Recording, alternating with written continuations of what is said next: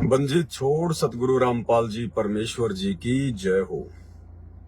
परम पिता परमात्मा सारी सृष्टि के रचनहार कुल मालिक असंख्य ब्रह्मांडों के स्वामी जगत गुरु तीनों लोकों में प्रवेश करके सबका भरण पोषण करने वाले राजाधिराज आत्माधार नाथों के नाथ देवों के देव महादेव सर्वेश्वर महेश्वर मृत्युंजय अजरो अमर आदि अनादि सनातनी प्रभु जगत पिता जगदीश्वर श्री श्री 1008 की उपाधि के वास्तविक अधिकारी अकाल मूरत सौद स्वरूपी राम वासुदेव सर्वगतम ब्रह्म परम पूज्य प्रथम पूज्य परम संत परम पुरुष परम धनी परम दयालु सत्य कबीर हक्का कबीर अल्लाहु कबीर अल्लाहु अकबर बाखबर अल्लाह ताला जगत के तारणहार जगत के मुक्तिदाता जगत के जगन्नाथ हारे के सहारे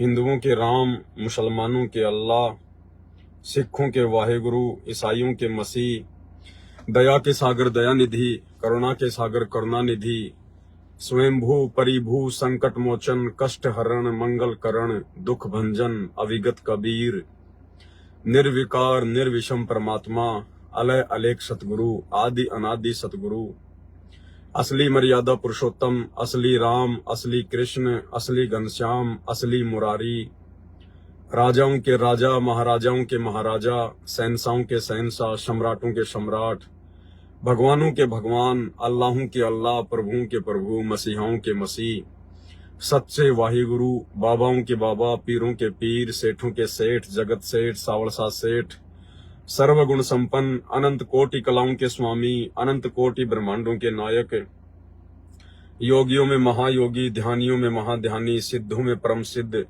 ज्ञानियों में तत्व ज्ञानी ब्रह्म ज्ञानी महाज्ञानी परम ज्ञानी सर्वश्रेष्ठ ज्ञानी विज्ञानी युवा कबीर समर्थ कबीर असंवाद अमित ओजा सच्चे रहनुमा करीम अल्लाह सुबहान अल्लाह दुनिया के अंतिम पैगंबर 8 सितंबर 1951 से गांव धनाना जिला सोनीपत हरियाणा भारतवर्ष की पावन भूमि पे प्रकट रियल कल की भगवान श्री नारायण साकार हरि श्री बाबा साहेब स्वयंभू संत श्रोमणी सतगुरु रामपाल जी परमेश्वर जी के चरण कमल में साध संगति से जुड़े हुए आप और हम सभी सत्सेवक भाई बहनों का अनंत कोटि दंडवत प्रणाम। सत्साई भाई और बहनों, दया है परमपिता परमेश्वर जी की, जिनके विशेष आशीर्वाद से जिनकी विशेष रजा से कृपा से आप और हम सभी सत्सेवक भाई बहन साध संगति से जुड़े हुए हैं। साध संगति से जुड़कर हम निरंतर परमपिता परमेश्वर सतगुरु रामपाल जी भगवान के भक्ति मार्ग में उन्हीं के चरण कमल में दृढ़ता के साथ में आगे बढ़ रहे हैं। इस कलयुग की पिछली पीढ़ी में आप और हम सभी आत्माओं का ये परम सौभाग्य है, क्योंकि साध संगतियां केवल कलयुग की पिछली पीढ़ी में इस मोक्ष के प्राइम टाइम में ही परमात्मा शुरू करते हैं। आज से पहले के युगों में साध संगतियां नहीं होती हैं, क्योंकि आज से पहले जीवात्माओं के पूर्ण मोक्ष प्राप्ति का समय नहीं था। हम लोग अशिक्षित थे, शास्त्रों से अपरिचित थे और बहुत सारे रीजन थे जिस कारण से परमात्मा ने साध संगतियों की आवश्यकता नहीं समझी। लेकिन वर्तमान में साध संगतियां ये गुरुदेव भगवान की एक विशेष रजा से है। हम ये तो नहीं कह सकते कि साध संगति के बिना कोई पार नहीं हो सकता, क्योंकि पार करने वाले तो परमात्मा हैं। तुम कर दो पल में पार हो जा रजा तेरी, ये तो सतगुरु के हाथ में है। लेकिन सतगुरु भी अपनी एक जो प्लानिंग होती है उसी के अनुसार अपना सारा कार्य करता है। परमात्मा कलयुग की पिछली पीढ़ी में आकर परमात्मा भी उसी हिसाब से रिएक्ट करता है, एक आम व्यक्ति की भूमिका करता है, कुछ अनुयायी बनाता है, फिर उन सब के सहयोग से परमात्मा अपनी अन्य आत्माओं तक ज्ञान प्रचार करवाता है। तो ज्ञान प्रचार तो परमात्मा खुद भी कर सकते हैं, किसी भगत की क्या आवश्यकता है। लेकिन परमात्मा की कुछ प्लानिंग होती है, उसके अनुसार परमात्मा अपनी आत्माओं को भी कुछ सेवा देते हैं। अन्यथा 650 साल पहले ना ही तो कोई ज्ञान गंगा पुस्तक हुआ करती थी, ना ही कोई ज्ञान गंगा पुस्तक बांटने वाले भगत हुआ करते थे, ना कोई सोशल मीडिया थी, ना फेसबुक था, ना यूट्यूब था, ना कोई गाड़ी घोड़े थे। और समर्थ ने अपनी समर्थता के बलबूते पर यह दिखाया कि उस समय छुआछात कितने चरम पर थी। और परमेश्वर उस जाति में उन्होंने रोल किया, अभिनय किया, जुलाहा जाति में, जिनके लोग शकल भी नहीं देखा करते थे। और विशेषकर जो ब्राह्मण समुदाय था, वो तो जुलाहा जैसे लोगों को अपने कपड़ों से भी स्पर्श नहीं होने देते थे। उस जाति में परमेश्वर आए और 64 लाख उनके भगत हुए, उनके अनुयायी हुए, जिनमें सबसे बड़ा जो ब्राह्मण था उस समय, सबसे बड़ा ब्राह्मण पूरे हिंदुस्तान में, सभी जो ब्राह्मण हैं उन सब का मुखिया पंडित रामानंद, जिसके 52 द्वारे थे। आप ये जितने भी बद्रीनाथ, केदारनाथ, जगन्नाथ, नीलकंठ, वैष्णो देवी, ये जितने भी धाम है, ऐसे ऐसे 52 द्वारे हैं, 52 धाम है। उन 52 धामों के ऊपर उसका प्रभुत्व था। उसके अनुयायी वहां बैठकर सत्संग किया करते थे, पंडित रामानंद जी के अनुचर बनकर। इतना बड़ा पंडित था, ज्ञानी था, चारों वेदों को कंठस्थ याद कर रखा था।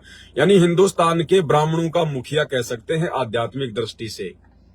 परमात्मा ने अपने समर्थता के बलबूते पर उसको अपना पहला शिष्य बनाया था। पहला शिष्य, सर्वप्रथम उनको ही अपना पहला शिष्य बनाया था। और फिर उन्हीं को अपना मुंह बोला गुरु बनाकर, दुनिया की नजरों में पंडित रामानंद जी को अपना मुंह बोला गुरु बनाकर, फिर परमात्मा ने आगे अपना कार्य शुरू किया।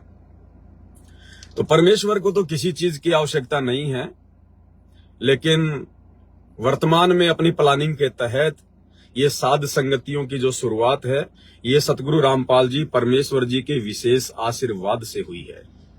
ये परमात्मा की प्लानिंग का एक अहम हिस्सा है। और साध संगति से जुड़े बिना, यानी सतगुरु रामपाल जी परमेश्वर जी से उपदेश लेने के बाद में यदि आपको साध संगतियां प्राप्त नहीं होती है, यदि आप साध संगति से नहीं जुड़ते हैं, तो भाइयों और बहनों, इस कलयुग की बिचली पीढ़ी में हम भाई बहन पूर्णतया मोक्ष प्राप्त नहीं कर सकते हैं। ये परमेश्वर की सुनियोजित एक जो है प्लानिंग है। इसको चाहे वर्तमान में कोई माने ना माने, ये भगत के अपने विवेक और ज्ञान आधार के ऊपर है। क्योंकि जबरदस्ती तो परमात्मा किसी आत्मा पे अपना ज्ञान भी नहीं थोपता है। अन्यथा ये तो इतना समर्थ है, ये तो एक सेकंड में सबकी बुद्धि चेंज कर दे। फिर क्यों परमात्मा इतना समर्थ होते हुए भी पिछले 34 वर्षों से, सन 1994 से और वर्तमान 2024 तक, और उससे पहले भी परमात्मा 6 साल तक ज्ञान ही प्रचार किया करते थे, तो क्यों परमेश्वर की शरण में मुट्ठी भर लोग आए हैं? मुट्ठी भर। विश्व की जनसंख्या तो छोड़िए, अगर भारत की जनसंख्या के हिसाब से हम देखें तो मुट्ठी भर भी आत्माएं, यानी भारत की जनसंख्या के हिसाब से भी 1% लोग भी वर्तमान में संत रामपाल जी की शरण में नहीं है। तो समर्थ अपनी समर्थता के बलबूते पर उस प्रकार से अपना कार्य नहीं करेगा जिस प्रकार से 650 साल पहले उन्होंने चमत्कार दिखा के किए। वर्तमान में परमेश्वर ने ज्ञान आधार को अपना मुख्य हथियार के रूप में चुना है, और ज्ञान आधार परमेश्वर ने केवल साध संगतियों में दिया है। इसलिए भाई बहनों को साध संगतियों से जुड़ना अति आवश्यक है। इसलिए साध संगतियों से जुड़कर ही हम अपनी भक्ति को सफल कर सकते हैं। क्योंकि अगर सतगुरु रामपाल जी परमेश्वर जी की परमात्मा के रूप में पहचान करनी है, तो साध संगति से जुड़ना अति आवश्यक है। ये कोई मान बढ़ाई नहीं है। आप लोग पिछले 8 वर्षों से देख चुके होंगे, जो लोग साध संगति से जुड़े हुए हैं उनको तो अच्छे से पता है कि हाँ, वास्तव में साध संगतियां क्या है। और सतलोक आश्रम मैनेजमेंट हरियाणा, गुरुदेव का परिवार, ये बड़े बड़े कोऑर्डिनेटर, मायाधारी मस्करे, ये क्या है। तो साध संगत वाले भाई बहनों को तो अच्छी तरीके से पता है, और बाकी लोगों को भी धीरे धीरे पता चल जाएगा। तो ये विशेष दया है परमात्मा की। आज हम जो लाइव आए हैं, एक भाई ने दास को मैसेज किया है, वो भी साध संगति से जुड़ा हुआ है और जहां तक मेरी जानकारी है वो पिछले 2 या 3 वर्षों से साध संगति से जुड़ा हुआ है। और भाई और बहनों, इसीलिए दास आप जी को बार बार कहता है कि भगत पे कभी भी विश्वास मत करना। ये ना सोचना कि ये तो साध संगति से जुड़ा हुआ है, ये तो पवन भगत जी के साथ में रहता था या पवन भगत जी के वर्तमान में साथ में रहता है। इस तरह की बातें सोच के यदि हम भक्ति का पैमाना सेट करेंगे तो हम लोग धोखा खा जाएंगे। दास आप भाई बहनों को सदा यही राय देता है कि भाई और बहनों, मुझ पवन दास की भी केवल उसी बात का अनुसरण करना, उसी बात को फॉलो करना जो बातें गुरुजी के ज्ञान आधार से आपको उचित लगे, जो आपकी आत्मा ज्ञान आधार से स्वीकार करे। अन्यथा मेरी हर बात को फॉलो करना किसी के लिए कंपलसरी नहीं है और ना मैं किसी से नाराज होता हूं कोऑर्डिनेटरों की तरह कि यदि हमारी बात नहीं मानी तो मुंह फुला लेंगे। दास केवल अपनी ड्यूटी निभा रहा है, अपना शिष्य धर्म अदा कर रहा है गुरुदेव की गैर हाजिरी में। कोई माने तो ठीक और ना माने तो ठीक है।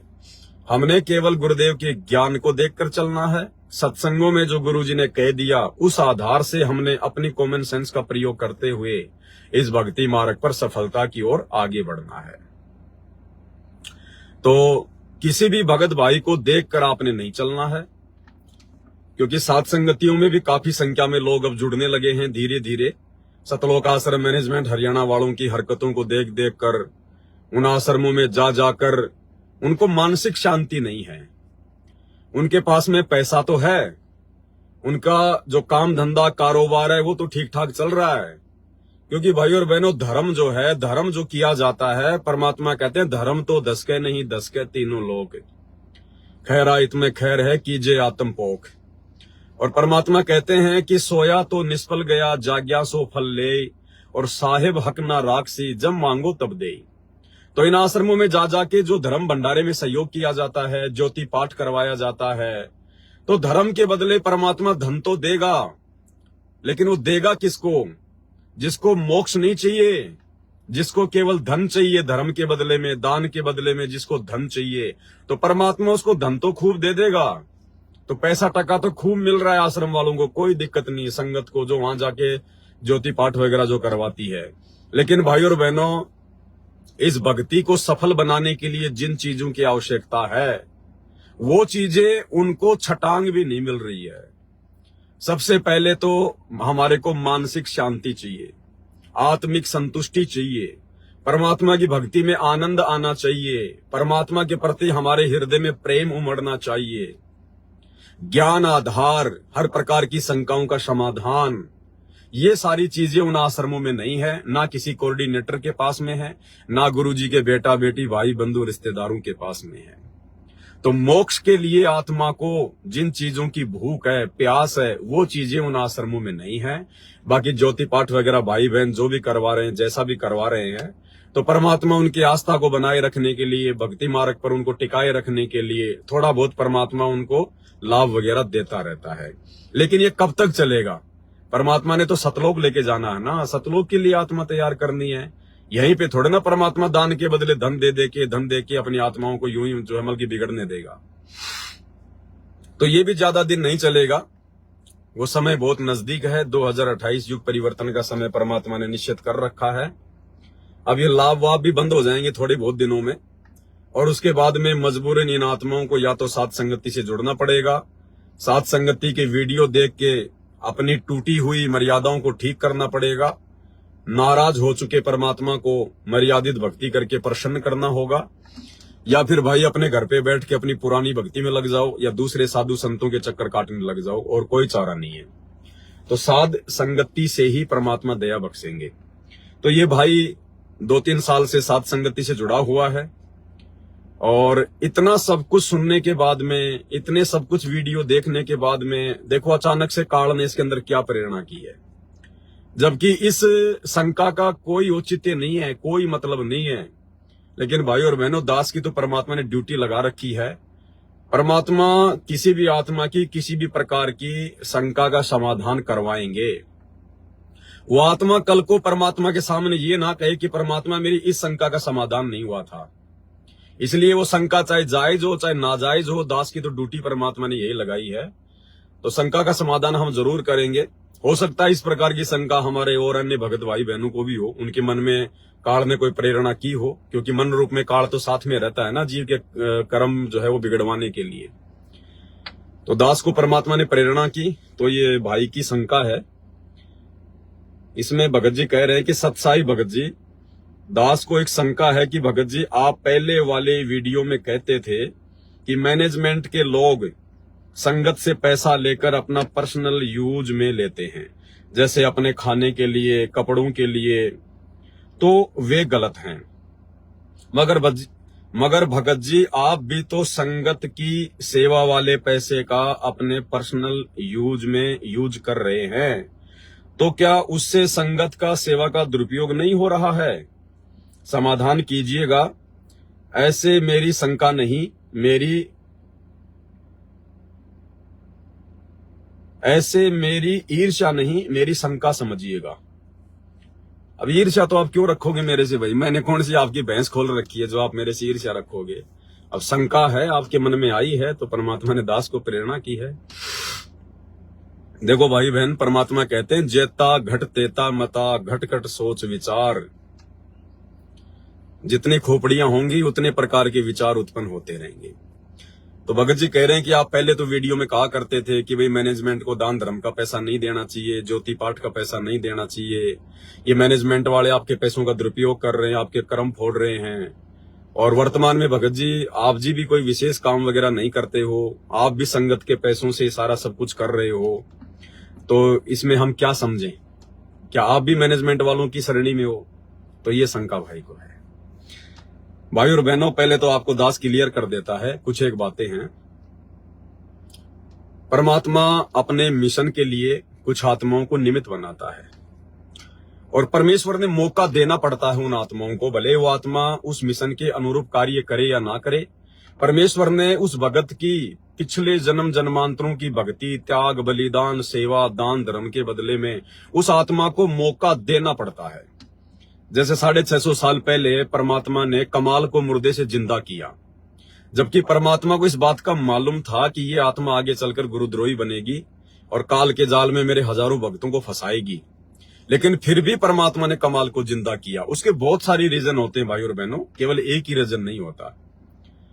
तो उसका एक रीजन और था, क्योंकि बहुत सारे रीजन तो दास आपको बता चुका है कि कमाल के माध्यम से परमात्मा ने वर्तमान में अपने बेटा बेटी, भाई बंधु, रिश्तेदारों की असलियत भी बतानी थी कि जिस कमाल को परमात्मा ने मुर्दे से जिंदा किया, अपने बेटे की तरह पाला पोसा, आध्यात्मिक शिक्षा दी, और आगे चलकर वही उनके परिवार का मुख्य जो सदस्य था, जिसको बेटे की तरह पाला, वही उनका सबसे बड़ा शत्रु हो गया, वही काल का एजेंट बन गया। तो परमात्मा हमें समझाना चाह रहे थे कि आगे जब कलयुग की पिछली पीढ़ी में मैं आऊंगा, उस समय भी ये काल मेरे आसपास, मेरे परिवार के रूप में, मेरे बेटा बेटी, भाई बंधु, रिश्तेदारों के रूप में ही, या मुख्य सेवादारों के रूप में ही अपने एजेंटों को भेजेगा। तो आप लोगों ने सावधान रहना है, बेटा बेटी की मोहर देखकर आंख बंद करके विश्वास नहीं करना है। और आज वही काम हो रहा है सारा का सारा, जो उस समय कमाल ने किया, परमात्माओं की मर्यादा तोड़वाई, आज वही काम साइलेंट रूप में, सूक्ष्म रूप में काल गुरुदेव के कलयुगी परिवार के माध्यम से करवा रहा है। सबको पता है कैसे कैसी राजनीतियां करवाता है, सारे उल्टे काम करवा रहे हैं संगत से, ज्ञान आधार से कोई लेना देना नहीं है। और दूसरा रीजन ये था भाई और बहनों कमाल को जिंदा करने का, क्योंकि वो आत्मा कभी न कभी परमात्मा की शरण में थी, अच्छी आत्मा थी, परमात्मा की भक्ति कर रही थी, लेकिन हम लोग परमात्मा से अपनी नादानी के चलते दूर होते आ रहे हैं। तो परमेश्वर ने उस आत्मा को एक मौका भी देना था। गुरुदेव भगवान ने, कबीर परमात्मा ने अपनी उस आत्मा को एक मौका देना था, क्योंकि उसकी किसी जन्म की दान, भक्ति, सेवा, त्याग और जो बलिदान था, उसका जो पुण्य था वो शेष था। और परमात्मा मौका देता है आत्मा को। तो परमेश्वर ने उस कमाल की आत्मा को, जहां भी वो जिस भी योनि में थी, जहां भी थी, उस आत्मा को परमात्मा ने मौका दिया। ये जरूरी नहीं है कि कमाल ने जो शरीर छोड़ा था वो जिस भी वो कबीले में था, और जो कबीले वाले थे जिन्होंने उसको पानी के अंदर एक नाव सी बना के उसको पानी में बहा दिया था, जरूरी नहीं है कि वही आत्मा को परमात्मा ने वापस डाला था। नहीं, ना जाने कौन सी योनि से उठा के उस आत्मा को परमात्मा ने उस मुर्दे शरीर में डाला।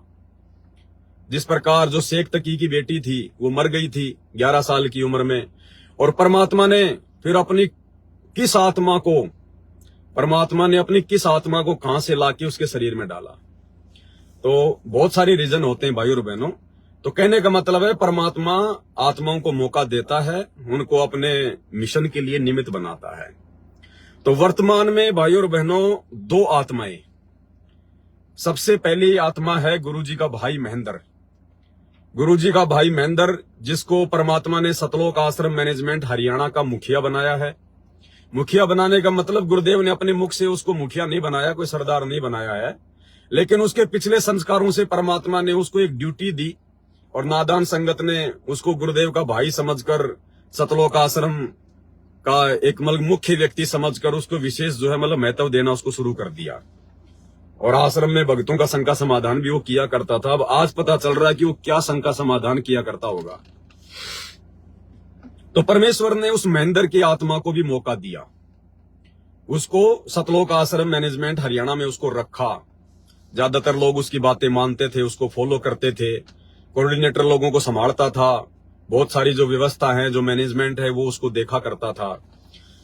तो महेंद्र को परमात्मा ने निमित्त बनाया।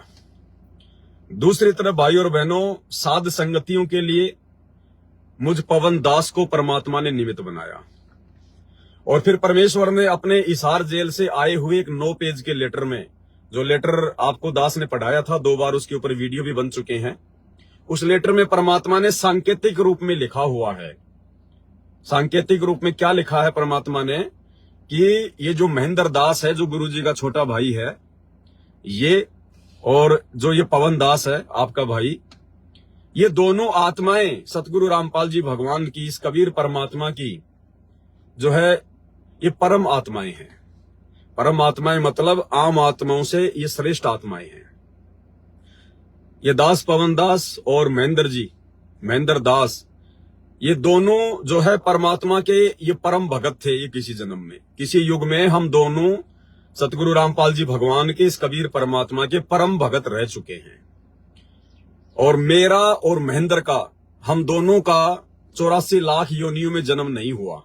जब से परमात्मा ने शरण में लिया है, जब से भी लिया होगा परमात्मा ने, मैं और महेंद्र केवल 2 ही आत्मा है संगत में जो 64 लाख वाली आत्माओं में से नहीं है।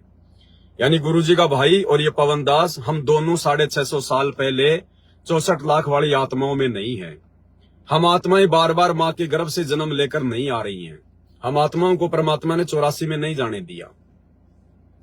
और वर्तमान में परमात्मा ने हम दोनों ही आत्माओं को मौका दिया है अपने इस मिशन में सहयोग के लिए, अपने अच्छे जो कर्म है वो बनाने के लिए हम दोनों आत्माओं को परमात्मा ने मौका दिया। अब इसीलिए तो भाई और बहनों देखो, गुरुजी की लाखों की संगत में से 2 भाग हो गए। गुरुजी की लाखों की संगत में से 2 भाग हो गए, और एक जो टुकड़ा है वो सतलोक आश्रम मैनेजमेंट हरियाणा है, जिसका मुखिया उधर जो है ये महेंद्र बना हुआ है। और एक तरफ साध संगतियां शुरू हो गई, यानी दूसरा जो ग्रुप बन गया, उसके लिए परमात्मा ने इस कुत्ते को निमित्त बनाया, इस पवन दास को निमित्त बनाया। नहीं तो मैं तो आपके जैसा 2 कोड़ी का भगत था, मुझे कौन जानता था भाई, मुझे कौन पहचानता था मुझे संगत में, और ना हमने कभी ये सोचा जिंदगी में।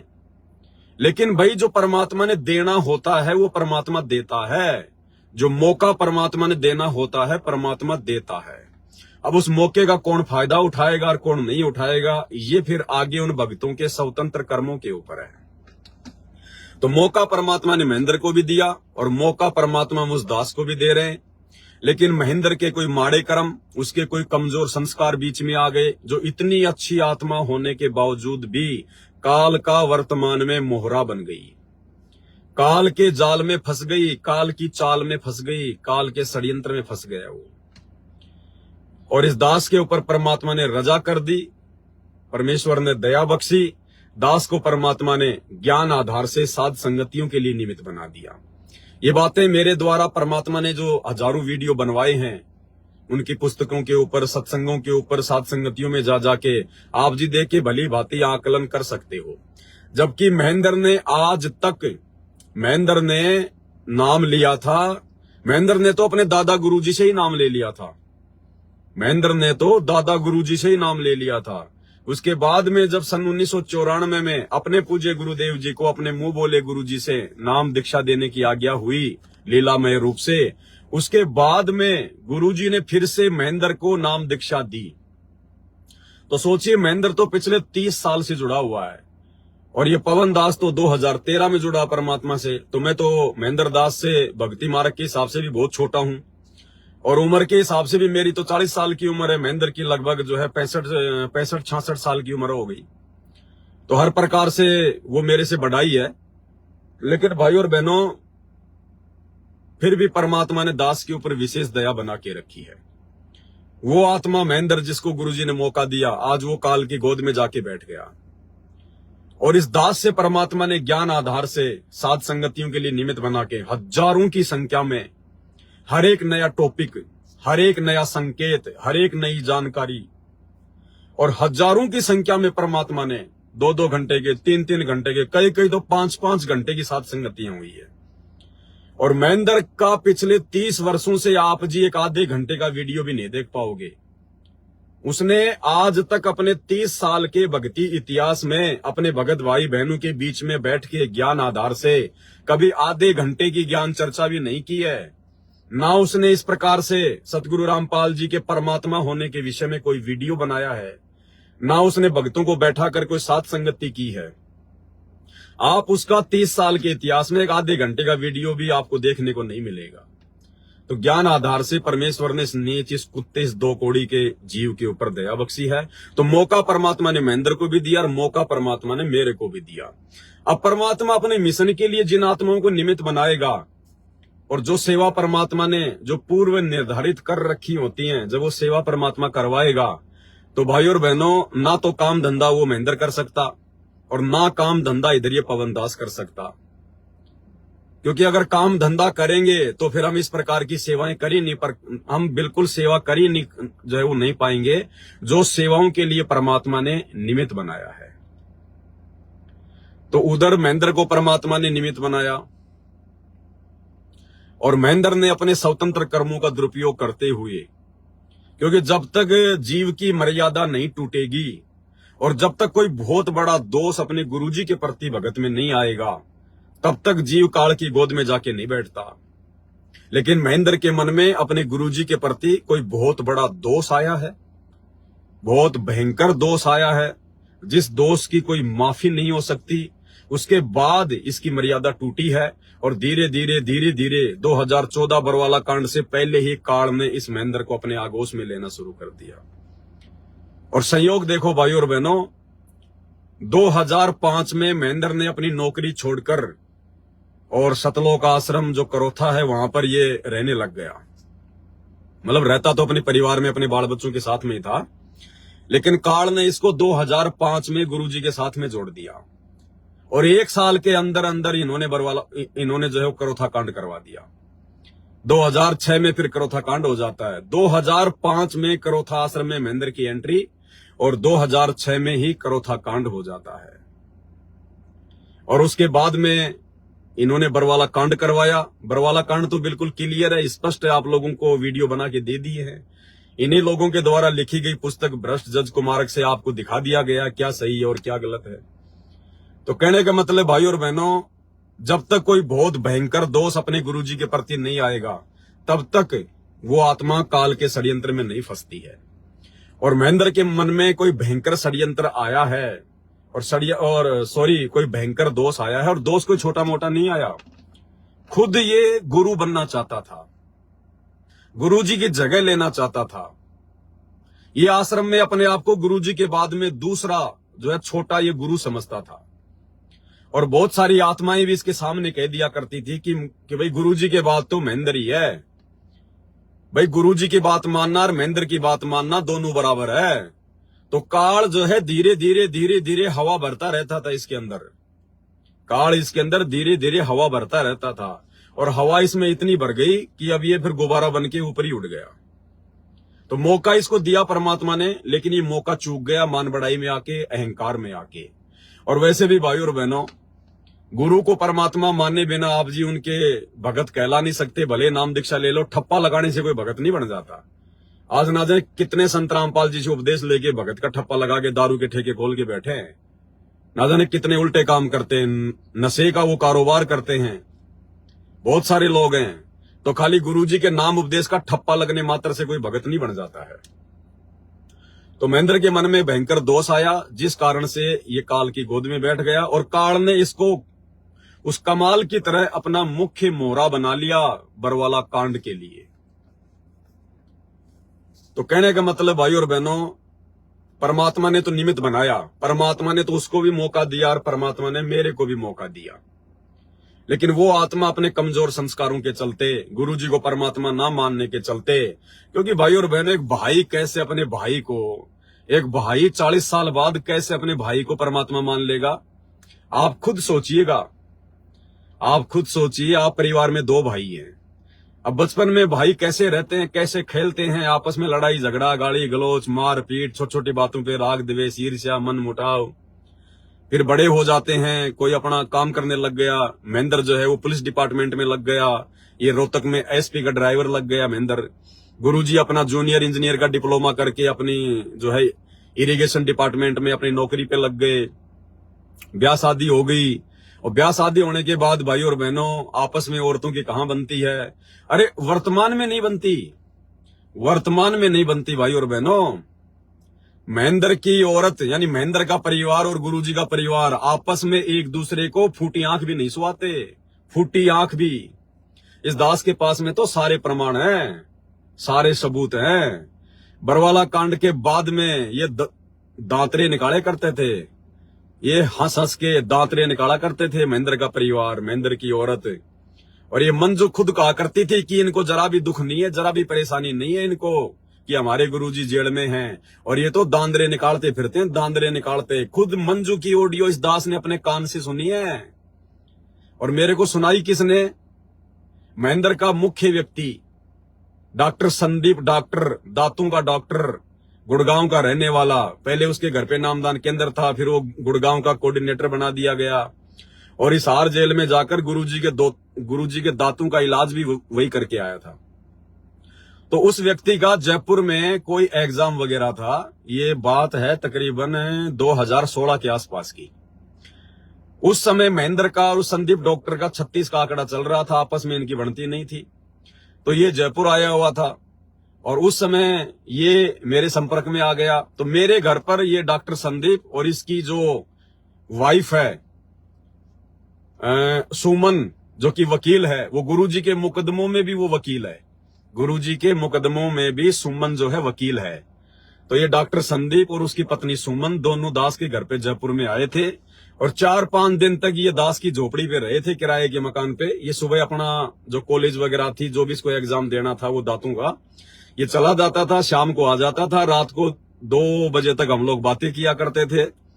और वो मेरे को मैनेजमेंट वालों की, महेंद्र की, मंजू की, इन सब की ऑडियो सुनाया करता था कि देख ले भगत जी क्या हो रहा है, भगत जी देख ले पवन दास क्या हो रहा है। ये है गुरुजी के परिवार का हाल, ये है महेंद्र के परिवार का हाल। इनको किसी को गुरुजी की कोई चिंता नहीं है, कोई फिक्र नहीं है।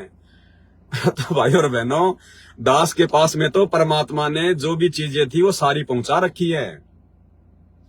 तो कहने का मतलब है भाई और बहनों, इसके मन में अब फिर दोष आ गया। अब औरतों का आपस में झगड़ा, मन मुटाव, छोटी छोटी बातों को लेकर, औरतों की बातों को लेकर भाइयों में भी मन मुटाव हो जाता है। खैर परमात्मा में तो कभी मन मुटाव नहीं आता, लेकिन महेंद्र तो जीव है, महेंद्र थोड़ी कोई परमात्मा है, कोई भगवान है। ये तो 2 कोटि का जीव है, ये तो भगत नंदराम के बिंद का बेटा है। सतगुरु रामपाल जी तो परमात्मा है, वो तो मनुष्य चोले में लीला कर रहे हैं, वो तो प्रकट हुए हैं, वो तो एक लीला कर रहे हैं परमात्मा, एक परिवार में आने की, एक भाई बनाने की, एक माता पिता बनाने की। लेकिन महेंद्र थोड़ी परमात्मा है, ये तो 2 कोटि का चीकला है। तो महेंद्र के मन में क्यों ना दोष आएगा? और वही भाई फिर 40 साल बाद में जाके कह दे कि भाई ऐसे ऐसे मैं तो जगत गुरु हूं, तत्वदर्शी संत हूं, मेरे को तो परमात्मा ने पूरे विश्व का उद्धार करने के लिए नियुक्त किया है। भाई वो महेंद्र कभी जिंदगी में नहीं मान सकता कि ये परमात्मा होगा, ये भगवान होगा, ये कबीर होगा, ये अवतार होगा, जिंदगी में नहीं मान सकता। और ये सबसे बड़ी कमजोरी, यानी गुरुजी के परिवार में पैदा होना इस महेंद्र के लिए सबसे बड़ा अभिशाप। सतगुरु रामपाल जी का बेटा बेटी बन के पैदा होना समाज के हिसाब से, संत रामपाल जी के माता पिता की भूमिका निभाना, संत रामपाल जी के रिश्तेदारों की भूमिका निभाना, भाई और बहनों, ये सबसे बड़ा अभिशाप है, सबसे बड़ा अभिशाप है। जो मूर्ख भगत हैं, जिनको ज्ञान नहीं है, वो तो ये सोच के बड़े खुश होते हैं कि यार गुरुजी का बेटा, गुरुजी की बेटी, गुरुजी के पोते पोतियां, जबकि आध्यात्मिक दृष्टि से वो सबसे गई गुजरी आत्मा है। यानी वो परमात्मा प्राप्त नहीं कर सकती वो आत्मा इसी जन्म में। हाँ, वो मान बढ़ाई प्राप्त कर सकती है, ऊंचा कोई पद प्राप्त कर सकती है, भक्तों में वो कैप्टन बन सकता है, सरदार बन सकता है, कोऑर्डिनेटर बन सकता है, लेकिन वो आत्मा परमात्मा प्राप्त नहीं कर सकती। तो गुरुजी के परिवार के रूप में पैदा होना, ये सबसे बड़ा अभिशाप है इस आत्मा को। और इस दास पे परमात्मा ने दया बख्शी। दास ने अपने से 400-500 किलोमीटर दूर पटक दिया। परमात्मा आए हरियाणा में, दास को हरियाणा के बॉर्डर पर जन्म दे दिया। राजस्थान के झुंझुनू जिले में इस पवन दास को परमात्मा ने जन्म दे दिया। और महेंद्र, जो कि अच्छी आत्मा थी परमात्मा की, मालिक का वो परम भगत था, लेकिन कोई पिछला संस्कार, कमजोर संस्कार, उसको परमात्मा ने अपने पास में जन्म दे दिया। अब परमात्मा के पास में जन्म लेना कितने सौभाग्य की बात है। लेकिन अगर परमात्मा को नहीं पहचाना, परमात्मा को नहीं जाना, भगवान की दृष्टि से नहीं देखा, तो उससे ज्यादा मतलब निकम्मी आत्मा फिर और कोई दूसरी नहीं हो सकती। तो कहने का मतलब भाई और बहनों, देखो, जब परमात्मा ने दोनों आत्माओं को और अलग अलग मिशन के लिए नियुक्त किया है, तो ना तो काम धंधा वो महेंद्र कर सकता। अब वो महेंद्र अगर कोई फैक्ट्री में काम करने लग जाए 8 घंटे 10 घंटे, अगर कोई पानी पतासी का ठेला लगाने लग जाए, तो आप लोग भूल जाना कि वो ये जो आश्रम वगैरह होते हैं, इनकी सारी व्यवस्था ठीक ठाक संभाल लेगा, सारा काम कर लेगा, नहीं कर पाएगा। और ये पवन दास अगर इसी प्रकार से अगर 8-8 10-10 घंटे अगर फैक्ट्री में जाके काम करेगा, तो फिर रात को 3 घंटे खड़ा होकर वीडियो नहीं बन सकते, कमर जवाब दे जाएगी काम धंधा करते करते। और भी बहुत सारी बातें भाई और बहनों। तो परमेश्वर ने दोनों आत्माओं को निमित्त बनाया। तो भाई काम धंधा, जो भगत की शंका है ना कि भाई वो भी संगत के जो पैसे हैं उन्हीं से अपना गुजारा कर रहे हैं, आप भी संगत के पैसों से गुजारा कर रहे हो, फिर आप दोनों में अंतर क्या है, तो भगत को ये शंका हो गई। अंतर ये है भगत जी कि आप लोगों को सेवा के बदले रिटर्न क्या मिल रहा है, ये सबसे महत्वपूर्ण पॉइंट है।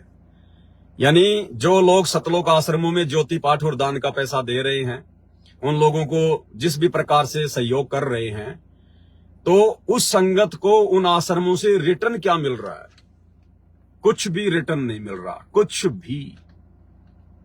और साध संगति में जो भाई बहन आवश्यकता पड़ने पर सेवा में सहयोग करते हैं, क्योंकि हम लोग ज्योति का पैसा नहीं लेते, ना हम कोई ज्योति करते, ना हम लोग किसी से पाठ प्रकाश का पैसा लेते, ना हम कोई पाठ प्रकाश करते, क्योंकि ये गलतियां तो हम कर नहीं सकते।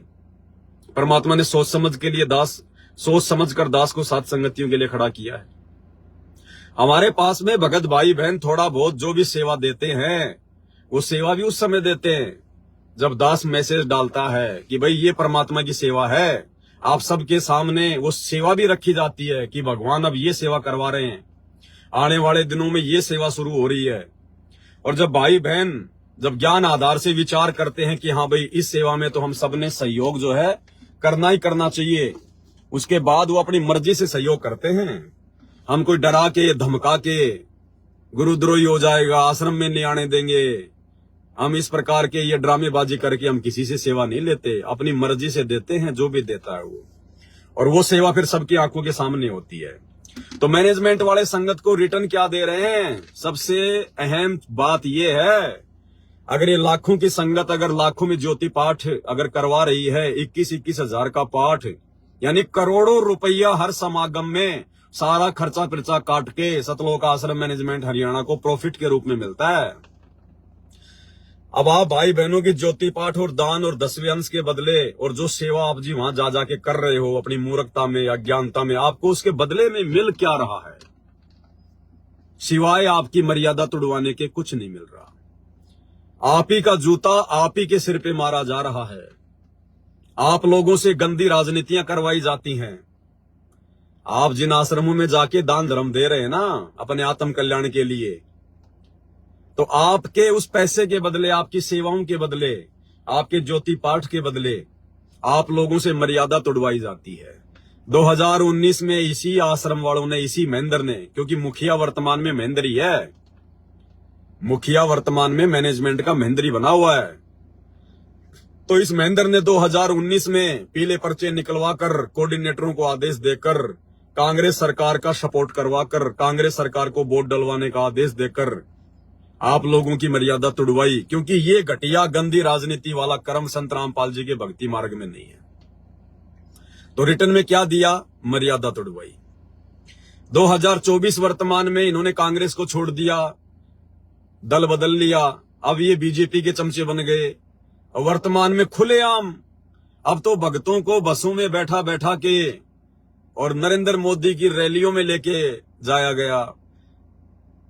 अरे सोनीपत के गोहाना में जो नरेंद्र मोदी की रैली थी 2 महीने पहले, झज्जर, रोहतक, ये आसपास के जो शहर थे, जो वो जिले थे हरियाणा के, सरेआम भक्तों को बसों में भर भर के गुरुजी का आदेश बता बता के, पीले पर्चे निकाल निकाल के, मैसेज कोऑर्डिनेटरों से डलवा डलवा के, और भाई बहनों को नरेंद्र मोदी की रैली में शामिल करवाया गया, बीजेपी को वोट डलवाए गए, आपकी मर्यादा तोड़वाई गई। आपको रिटर्न क्या मिल रहा है? आप ही का जूता आप ही के सिर पे मारा जा रहा है। फिर इन्होंने धनाना गांव वालों के लिए बैडमिंटन का स्टेडियम बना दिया, आप ही का जूता आप ही के सिर पे मार दिया, आप ही के पैसे का दुरुपयोग किया। क्यों किया? क्योंकि गलती आपकी है। गुरुजी तो कहते हैं गुरु बिन माला फेरते, गुरु बिन देते दान, गुरु बिन दोनों निष्फल है, चाहे पूछो वेद पुराण। ये आप लोगों की गलती है। 2014 बरवाला कांड के बाद से परमात्मा संगत की परीक्षा ले रहे हैं। आप लोग परीक्षा में फेल होते जा रहे हो। गुरुजी ने कब कहा कि आप मेरे भगत को ज्योति पाठ का पैसा देना, आप मेरे भगत को दान का पैसा देना? कब कहा गुरुजी ने? कब कहा गुरुजी ने कि आप किसी भी कुपात्र को ज्योति पाठ का पैसा दे दो? कब कहा गुरुजी ने कि मेरे से आज्ञा लिए बिना आप जी किसी को भी पाठ करवा दो? तो जितने भी लोग पाठ करवा रहे हैं हिसार जेल में जाके, कौन आदेश लेके आया परमात्मा के? ये परीक्षा चल रही है। तो आप ही का जूता आपके सिर पे, आपके ज्योति पाठ के 50 लाख रुपए से धनाना गांव के बच्चों के लिए और बैडमिंटन का स्टेडियम बना दिया जाता है, सिर्फ और सिर्फ इसलिए। ये मर्यादा परमात्मा की केवल इसलिए तोड़वाई गई ताकि धनाना गांव में इन्होंने जो आश्रम का काम शुरू कर रखा था, ताकि धनाना गांव वाले इनसे खुश रहें।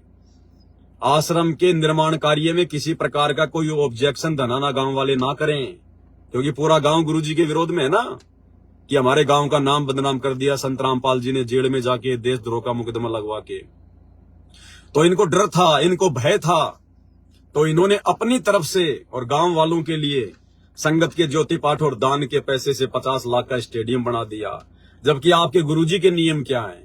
गुरुजी तो ताश कोई खेल रहा है, वहां बैठना भी नहीं है, सहयोग भी नहीं करना है, मोबाइल में वीडियो गेम भी नहीं खेलना है, जुआ वगैरह कुछ नहीं खेलना है।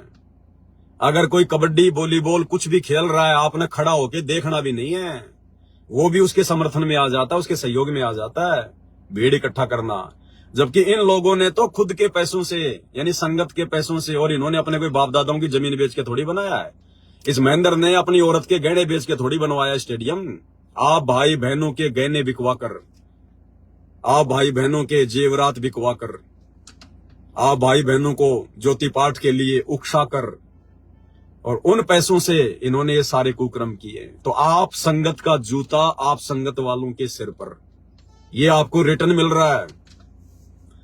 धनाना आश्रम के अंदर 3 एकड़ जमीन में हॉस्पिटल का काम शुरू हो चुका है, फाउंडेशन भर गया है, ऊपर का काम चल रहा है। क्यों भाई? ये परमेश्वर का आदेश है क्या?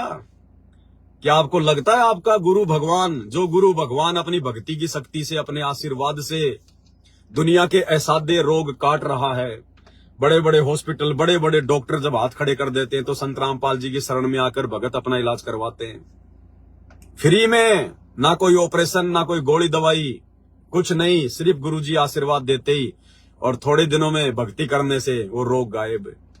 क्या वो गुरु 3 एकड़ जमीन में इतना बड़ा, 3 एकड़ यानी कम से कम 9-10 बीघा, क्या इतना बड़ा हॉस्पिटल बनवाएगा? क्या संत रामपाल जी की भक्ति में अब वो शक्ति नहीं रही क्या? क्या अब संत रामपाल जी के आशीर्वाद से, उनकी भक्ति से रोग ठीक नहीं होते क्या? तो भाई और बहनों, आपका जूता आपके सिर पे।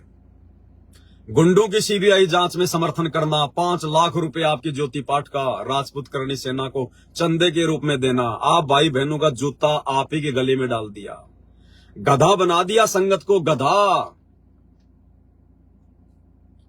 बताओ क्या मतलब था हमारा? गुंडों का और भक्तों का क्या मेल भाई? लेकिन गुंडे लोग तो गुंडों से मेल रखेंगे।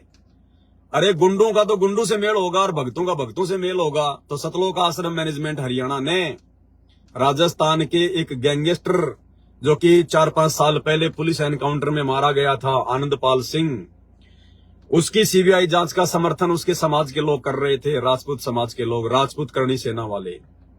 जबरदस्ती एपी सिंह वकील ने, क्योंकि एपी सिंह वकील भी राजपूत है और एपी सिंह वकील उस गैंगस्टर का मुकदमा लड़ रहा था, इधर से एपी सिंह संत रामपाल जी का मुकदमा लड़ रहा था। एपी सिंह ने दोनों के आपस में दोस्ती करवा दी, मित्रता करवा दी और महेंद्र से कह दिया कि महेंद्र जी आप तो इस मूर्ख संगत को पीछे लगाकर आनंदपाल की सीबीआई जांच का समर्थन करवाओ और इधर से राजपूत करणी सेना वाले आपके गुरुजी के समर्थन में आ जाएंगे, संत रामपाल जी की सीबीआई जांच के समर्थन में आ जाएंगे। और इस मतिहीन व्यक्ति महेंद्र ने थोड़ा सा भी दिमाग ना लगाकर, थोड़ी सी भी कॉमन सेंस का प्रयोग ना करके और झट से अपने आप को संत रामपाल जी के बाद में संगत का सतगुरु समझते हुए और तुरंत इसने फैसला ले लिया। और जब राजस्थान के अजमेर में रैली थी राजपूत करणी सेना की 2018 में, तो वो एलडी जोधपुर वाला जो कि ये राजस्थान के सोजत वाले आश्रम में रहता है, वो पहुंच गया वहां 5 लाख रुपए का चेक लेके और उन राजपूत करणी सेना वालों को, उसी दादा सुखदेव सिंह गोगा मेडी को, जो इनका दादा था, जो अभी साल भर पहले जो गोलियों से भूनकर जिसको मार दिया गया है, उसको 5 लाख रुपए दिए। तो संगत का जूता संगत के सिर पे। और इसके अलावा आपको कितने कुकर्म गिराए भाई और बहनों, आप सबको पता है। गांव वालों के लिए रोडे ठीक करवाना, गांव वालों के लिए बसें चलाना फ्री में, एम्बुलेंस चलाना। अरे क्यों चला रहे हो फ्री में एम्बुलेंस गांव वालों के लिए?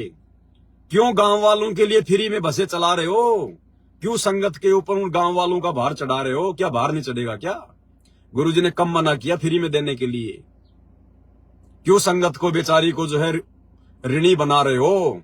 क्यों संगत को बांध रहे हो काल के झांसे में? अब ये संगत की भी कमजोरी है भाई। तो कहने का मतलब है सतलोक आश्रम मैनेजमेंट हरियाणा ने आप लोगों को रिटर्न क्या दिया? सिवाय आपकी मर्यादा तोड़वाने के आपको कुछ भी नहीं दिया। और दूसरी तरफ इस दास को परमात्मा ने सात संगति के लिए निमित्त बनाया और सात संगति में ना कोई ज्योति का पैसा लिया जाता, ना कोई पाठ प्रकाश का पैसा लिया जाता, ना कोई आश्रम बनाने के लिए किसी से कोई जमीन ली जाती है।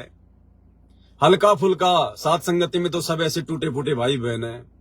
कोई 10 रुपए देता है, कोई 1000, कोई 2000, कोई 5000, एक आध बेचारा कोई 50,000, कोई लाख रुपए कोई किसी ने कोई दे दिए। और है कौन बताओ सात संगति में? ना हम कोई इतनी बड़ी सेवाओं का फालतू में को ठेका लेते, ना हम कोई गुंडों की सीबीआई जांच के समर्थन में जाते, ना हम राजनेताओं से तालमेल रखते। हमारा तो एक ही नेता है, सतगुरु रामपाल जी भगवान। हमारा कोई राजनेता नहीं है और ना हमें किसी राजनेता की आवश्यकता है। दुनिया के सबसे बड़े राजा और राजनेता सतगुरु रामपाल जी भगवान के रहते सहते। तो भाई बहन छोटी मोटी सेवाओं के लिए जो सेवा उनको पहले बताई जाती है, फिर वो सोच समझ कर सेवाओं में सहयोग करते हैं और उन सेवाओं के बदले में आपको दिया क्या जाता है? उन सेवाओं के बदले में साध संगतियों के माध्यम से आप लोगों को रिटर्न क्या दिया जा रहा है? आप लोगों को वो रिटर्न दिलवा रहा है परमात्मा सतगुरु रामपाल जी भगवान। आप लोगों के चंद सहयोग के बदले इस दास को निमित्त बनाकर वो वस्तु रिटर्न करवा रहा है, जो वस्तु आप जी लाख जन्म में अरबों खरबों की संपत्ति इकट्ठी करके भी नहीं कमा सकते। आप लोगों को मर्यादाएं दी जा रही हैं, जिन मर्यादाओं को निभाने से सतगुरु प्रसन्न होता है। और सतगुरु प्रसन्न है तो बताओ फिर आपका बाल कौन बाका कर देगा यहां पर? फिर आपके पास में कमी किस चीज की है? आप लोगों को रिटर्न जबरदस्त दिया जा रहा है, कई गुना रिटर्न मिल रहा है यहां से सात संगति से। आपको परमात्मा ने दास को निमित्त बनाकर ज्ञान आधार से इतना दृढ़ कर दिया, इतना मजबूत कर दिया। जैसे गुरुजी सत्संग में कहते हैं ना कि अगर ब्रह्मा विष्णु महेश भी अगर मेरे 3 वर्ष के बच्चे के सामने 3 वर्ष का भगत, यानी भले उम्र उसकी 40 साल है, लेकिन 3 साल से जिसने नाम दीक्षा ले रखी है, ब्रह्मा विष्णु महेश भी आध्यात्मिक ज्ञान में मार खा के जाएंगे। तो वो केवल परमात्मा ने साध संगतियों में तैयार किए हैं वो भगत है, इन आश्रमों में नहीं है वो भगत है। इनको तो यहाँ के राजनेता ही जो है मतलब गुल्लाबादी खिला रहे हैं। ये सतलोक आश्रमों से जुड़े हुए भाई बहन ब्रह्मा विष्णु महेशकार, इनका तो क्या सामना करेंगे। इनको तो ये महेंद्र जैसे 2 कोड़ी के जीव, इनके कोऑर्डिनेटर, ये 2 कोड़ी के जीव ही इनको राजनीति में, इनको जो है वो गुल्लाबादी बचपन में हम कहते थे, जैसे आपस में मतलब जमीन में लोट मारना, उसको कहते थे गुल्लाबादी। तो इनको तो महेंद्र जैसे 2 कोड़ी के जीव ही जो है गुल्लाबादी खिला रहे हैं। तो ब्रह्मा विष्णु महेश से टकराने की कहां औकात है इन बेचारे आश्रम वालों की। 2 कोड़ी के राजनेताओं की रैलियों में आप लोगों से धक्के खलवाए जा रहे हैं। तुम कहां से ब्रह्मा विष्णु महेश से टक्कर ले लोगे ज्ञान आधार से? मर्यादा तुम्हारी एक भी नहीं है, तुम्हारे गुब्बारे में हवा है नहीं और तुम उड़ने की सोच रहे हो चांद पे, कैसे पहुंच जाओगे भाई? तो परमात्मा ने इधर साध संगतियों से थोड़ी बहुत सेवाओं के बदले, जिसने भी जैसा की है, परमात्मा ने ज्ञान आधार से उन आत्माओं को लोहा बना दिया, लोहा। आज ब्रह्मा विष्णु महेश भी ज्ञान आधार से मुंह की खा के जाएंगे अगर आ गए तो।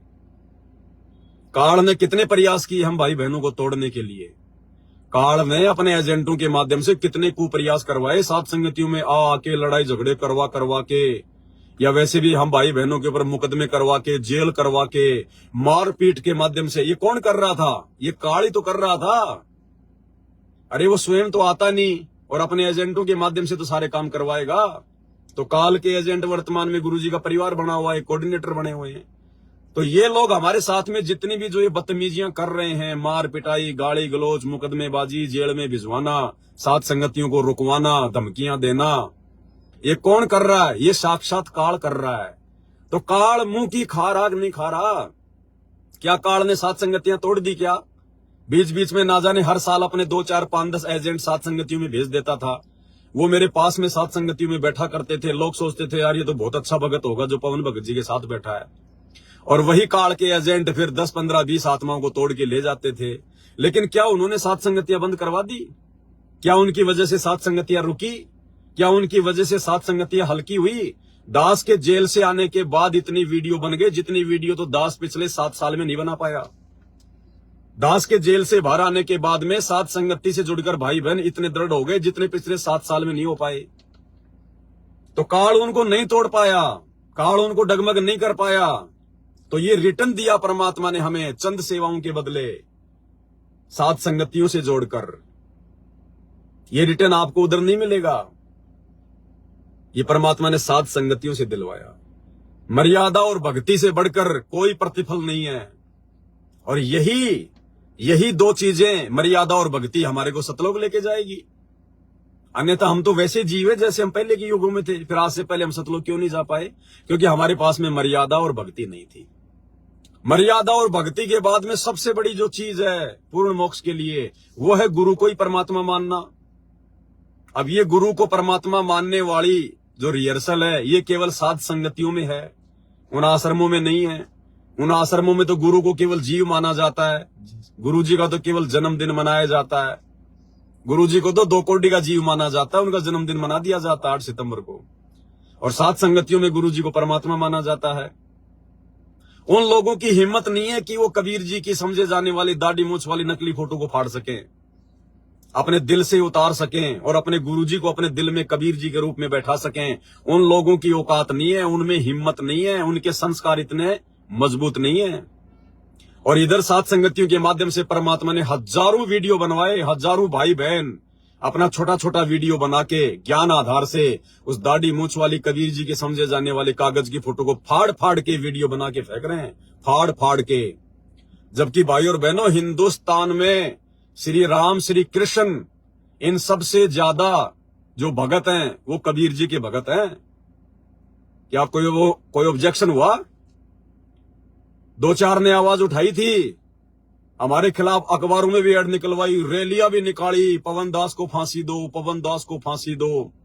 बहुत सारे राजनेताओं के माध्यम से भी, बड़े बड़े वकीलों के माध्यम से भी, और सतलोक आश्रम मैनेजमेंट हरियाणा वाले भी जाके उनका सपोर्ट कर रहे हैं कि हां पवन दास को फंसाओ। क्या परमात्मा ने किसी पर भी जरा सी आंच आने दी? तो समर्थ है किसके साथ में? समर्थ है किसके साथ में? क्योंकि समर्थ ने सोच समझ के तो इस कुत्ते को खड़ा किया है। ये फोटोएं फड़वाने के लिए तो परमात्मा ने दास को साथ संगतियों के लिए खड़ा किया है। क्योंकि भाई और बहनों, ये जो कार्य होते हैं ना, ये कार्य परम भक्तों के अलावा कोई दूसरा नहीं कर सकता। हालांकि मेरा इसमें कोई श्रेय नहीं है, मेरा कोई योगदान नहीं है। मैं ये बात तो आप लोगों को आज बता रहा हूं कि भाई गुरुजी ने इस दास को अपने परम भगत के रूप में सेवा दी है और उधर महेंद्र को अपने परम भगत के रूप में सेवा दी है। केवल ये दो ही आत्माएं हैं, लेकिन उसने अपने वो कर्म फोड़ लिए, दास पे परमात्मा ने दया बख्श दी। तो मेरे को तो ये बात 2019 से पता है, क्योंकि वो हिसार जेल से 9 पेज का जो लेटर है जिसमें परमात्मा ने संकेत कर रखा है कि ये महेंद्र और पवन दोनों मेरे परम भगत हैं। ये काशी में नहीं थे 650 साल पहले। इनको परमात्मा ने मिनी सतलोक में बीज रूप में जो है वो बैठा रखा था, और इस कलयुग की पिछली पीढ़ी में परमात्मा ने दोनों को धरती पे पटका है। तो दास को तो ये बात 2019 से पता है। क्या आपने कभी मेरे अंदर कोई घमंड, कोई अहंकार इस बात का, क्या आज से पहले कहीं कोई जिक्र आपने सुना? नहीं सुना। लेकिन अब ठीक का समय आ गया तो दास ने आपको बताना पड़ रहा है ये सारी बातें। अब भाई 100 रुपए का नोट अगर ये कहे कि मैं 100 रुपए का नोट हूं, मेरी औकात 100 रुपए की है, 100 रुपए तक की कोई भी वस्तु मैं आपको जो है मेरी जो कीमत के बदले में आपको जो है दिलवा सकता हूं, तो उसमें गलत नहीं है, झूठ नहीं है, अहंकार नहीं है, क्योंकि उसकी कीमत 100 रुपए की है। तो इसी प्रकार दास की कीमत परमात्मा ने बना रखी है। मेरी तो क्या औकात है, उस कागज के टुकड़े की क्या औकात है? वो तो सरकार ने मोहर लगा रखी है, इसलिए उसकी कीमत है। तो इसी प्रकार भाई और बहनों, इधर से आपको रिटर्न ही रिटर्न मिल रहा है।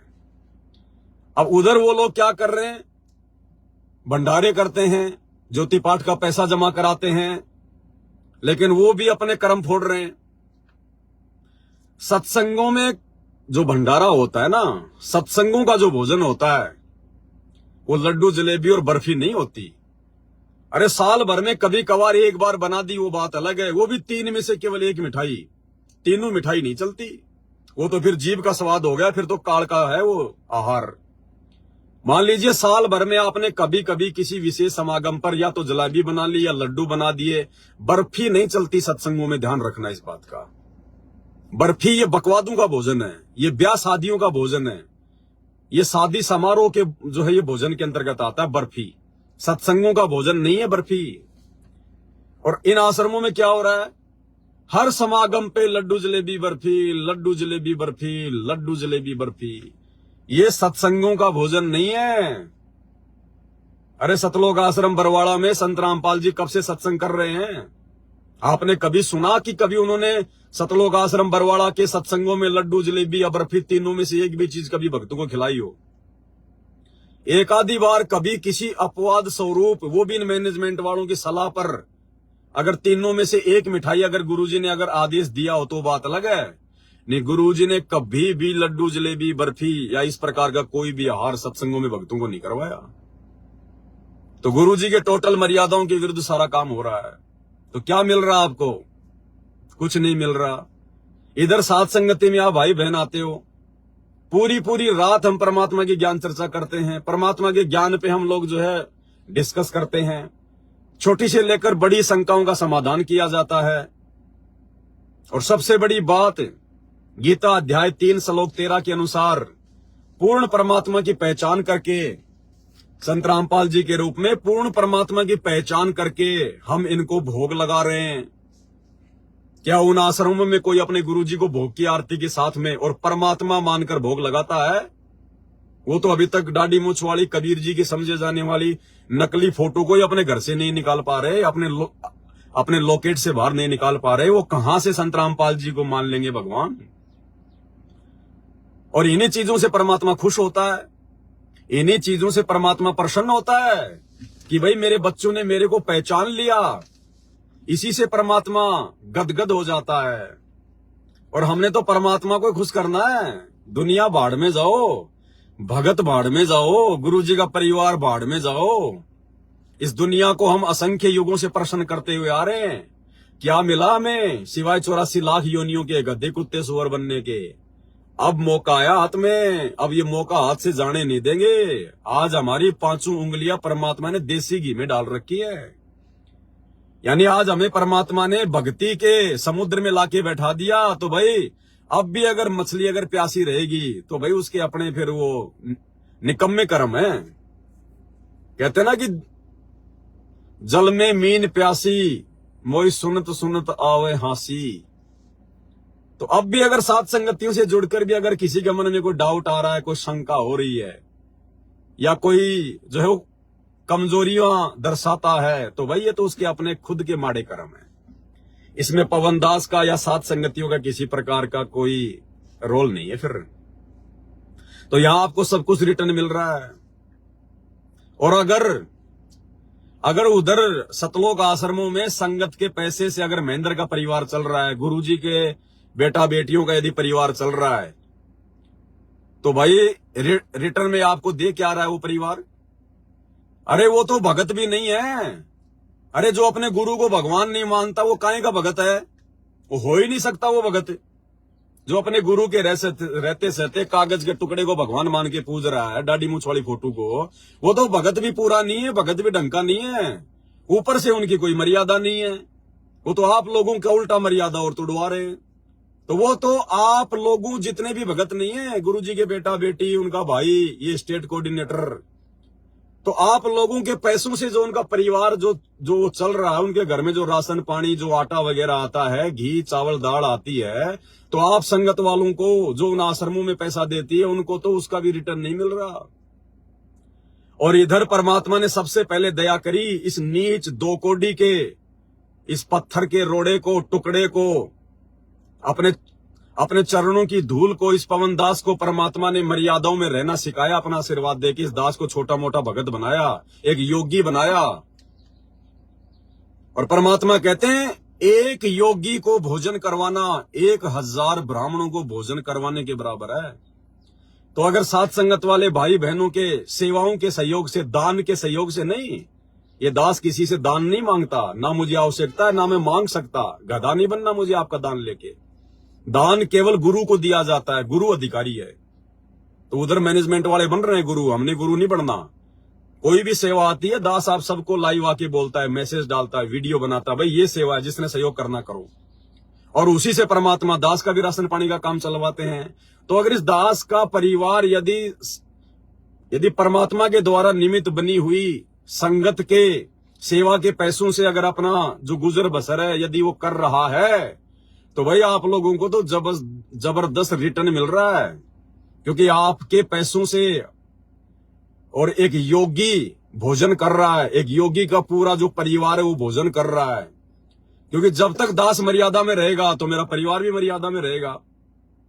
अगर परिवार का मुखिया बिगड़ गया तो पूरा परिवार बिगड़ेगा। हाँ, ये बात अलग है भाई, अगर परिवार में कोई अगर ज्ञान आधार से चल रहा होगा तो फिर वो पवन दास की बात नहीं मानेगा कि भाड़ में जाए पवन दास। चाहे मैं किसी का बाप हूं, चाहे मैं किसी का पति हूं, चाहे मैं किसी का बेटा हूं, चाहे मैं किसी का ताऊजी हूं। अगर ज्ञान आधार होगा और मैं यदि कोई दिन अपने माड़े संस्कार के चलते भक्ति से डगमग हो गया तो उनके यही विचार होंगे कि भाड़ में जाओ ये पवन दास, हम तो परमात्मा के भगत है, परमात्मा के बच्चे, हमने इससे थोड़ी सीखा है। हमने नाम दीक्षा अपने भगवान से लिया है, भक्ति हमने अपने भगवान की करनी है, मोक्ष हमें हमारे गुरुजी देंगे, पवन दास थोड़ी देगा। लगता होगा मेरा पति, लगता होगा मेरा ताऊ, लगता होगा मेरा बाप, ये अलग बात है। तो आप भाई बहनों के पैसों से तो परमात्मा ने एक पूरे परिवार को सबसे पहले तो योगी बनाया, वास्तव में भगत बनाया। देखो ये जो शब्द मैं कह रहा हूं ना, इसमें मेरा कोई मान बढ़ाई मत समझ लेना कि भाई पवन दास अपने आप को भगत समझ रहा, अपने आप को योगी समझ रहा, नहीं। अरे बताऊंगा नहीं तो फिर आपको मालूम कैसे चलेगा। अब तो परमात्मा ने सारे ना योगी बना दिए। ये पवन दास ही थोड़ा कोई अकेला योगी है, कोई भगत है। अब तो सात संगति से जुड़े हुए प्रत्येक भाई बहन योगी बन गए, भगत बन गए। और इसीलिए हम भाई बहनों को परमात्मा इतना रिटर्न दे रहा है। छोटी छोटी सात संगतियों में भाई बहन जाते हैं, 10 15 20 भगत आते हैं, आपस में मिलकर भंडारा बनाते हैं, गुरुजी को भोग लगाते हैं, फिर भंडारा करते हैं। उन 10-20 भगतों को खिलाने से ही हर भगत को परमात्मा कितना लाभ दे रहा है, जितना उधर आश्रमों में लाखों को खिलाने से नहीं दे रहा। क्योंकि सात संगतियों में जितने भाई बहन आते हैं वो सारे योगी हैं, वास्तव में जो भगत कहे जाते हैं। जिस प्रकार के भगत सतगुरु रामपाल जी भगवान जो बनाना चाहते हैं ना, विषय वासनाओं से दूर, अपने गुरुजी को ही परमात्मा मानना, अपने गुरुजी को भोग लगाना, दुनियादारी से कोई लेन देन नहीं, राजनीति से कोई लेन देन नहीं, रिश्तेदारियों तक में हमने जाना छोड़ दिया, बाहर का पानी तक पीना हमने छोड़ दिया। मजबूरी की बात अलग है। अब योगी और कैसा होता भाई? अब योगी के कोई सींग थोड़े लगेंगे कि तब पता चलेगा कि हाँ ये सामने से योगी आ रहा है। अब परमात्मा ने भोग क्रिया से दूर कर दिया, बाहर के भोजन से दूर कर दिया, अपनी भक्ति देके परमात्मा ने मर्यादित जो है मतलब भगत बना दिया। अब योगी और कैसा होगा फिर? तो अब सात संगतियों में अगर 10 भाई मिलके भी आपस में अगर गुरुजी को भोग लगा के भंडारा करते हैं ना, तो उन 10 भक्तों को भोजन करवाने का फायदा 10,000 लोगों को भंडारा करवाने के बराबर है। सामान्य लोगों को नहीं, आम समाज में हम जिनको जो मतलब ब्राह्मण कहते हैं, 10,000 ब्राह्मणों को भोजन करवाने जितना फल परमात्मा सूक्ष्म रूप से उन सभी भक्तों के अकाउंट में डाल देता है, सात संगति करवाने वालों के भी और सात संगति में सहयोग करने वालों के भी। तो ये सूक्ष्म रूप में है सारा खेल। जैसे मोबाइल में गूगल पे से, फोन से लाखों हजारों रुपए भेज दिए जाते हैं, लोगों को पता भी नहीं चलता। तो ये सूक्ष्म भक्ति है, इसका अकाउंट हमें बाद में पता चलेगा। जब यहां पर कोई विशेष आपत्ति आएगी उस समय परमात्मा सामने खड़ा मिलेगा और धर्मराज के दरबार में परमात्मा आगे खड़ा मिलेगा। अब बताओ अगर इस बात में कोई झूठ है तो बता दो, और इसका प्रमाण देख लो फिर आप कि वास्तव में ये सही है या गलत है, हमें रिटर्न मिल रहा है कि नहीं मिल रहा है।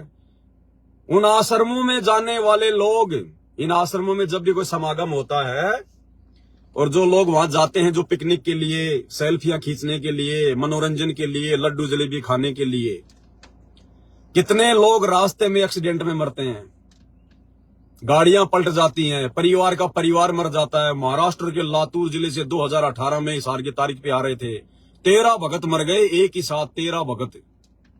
क्या भगवान को नहीं पता था? क्या भगवान नहीं बचा सकता था? क्यों बचाएगा जब मर्यादा में नहीं हो तो, जब उनकी आज्ञा में नहीं चल रहे तो।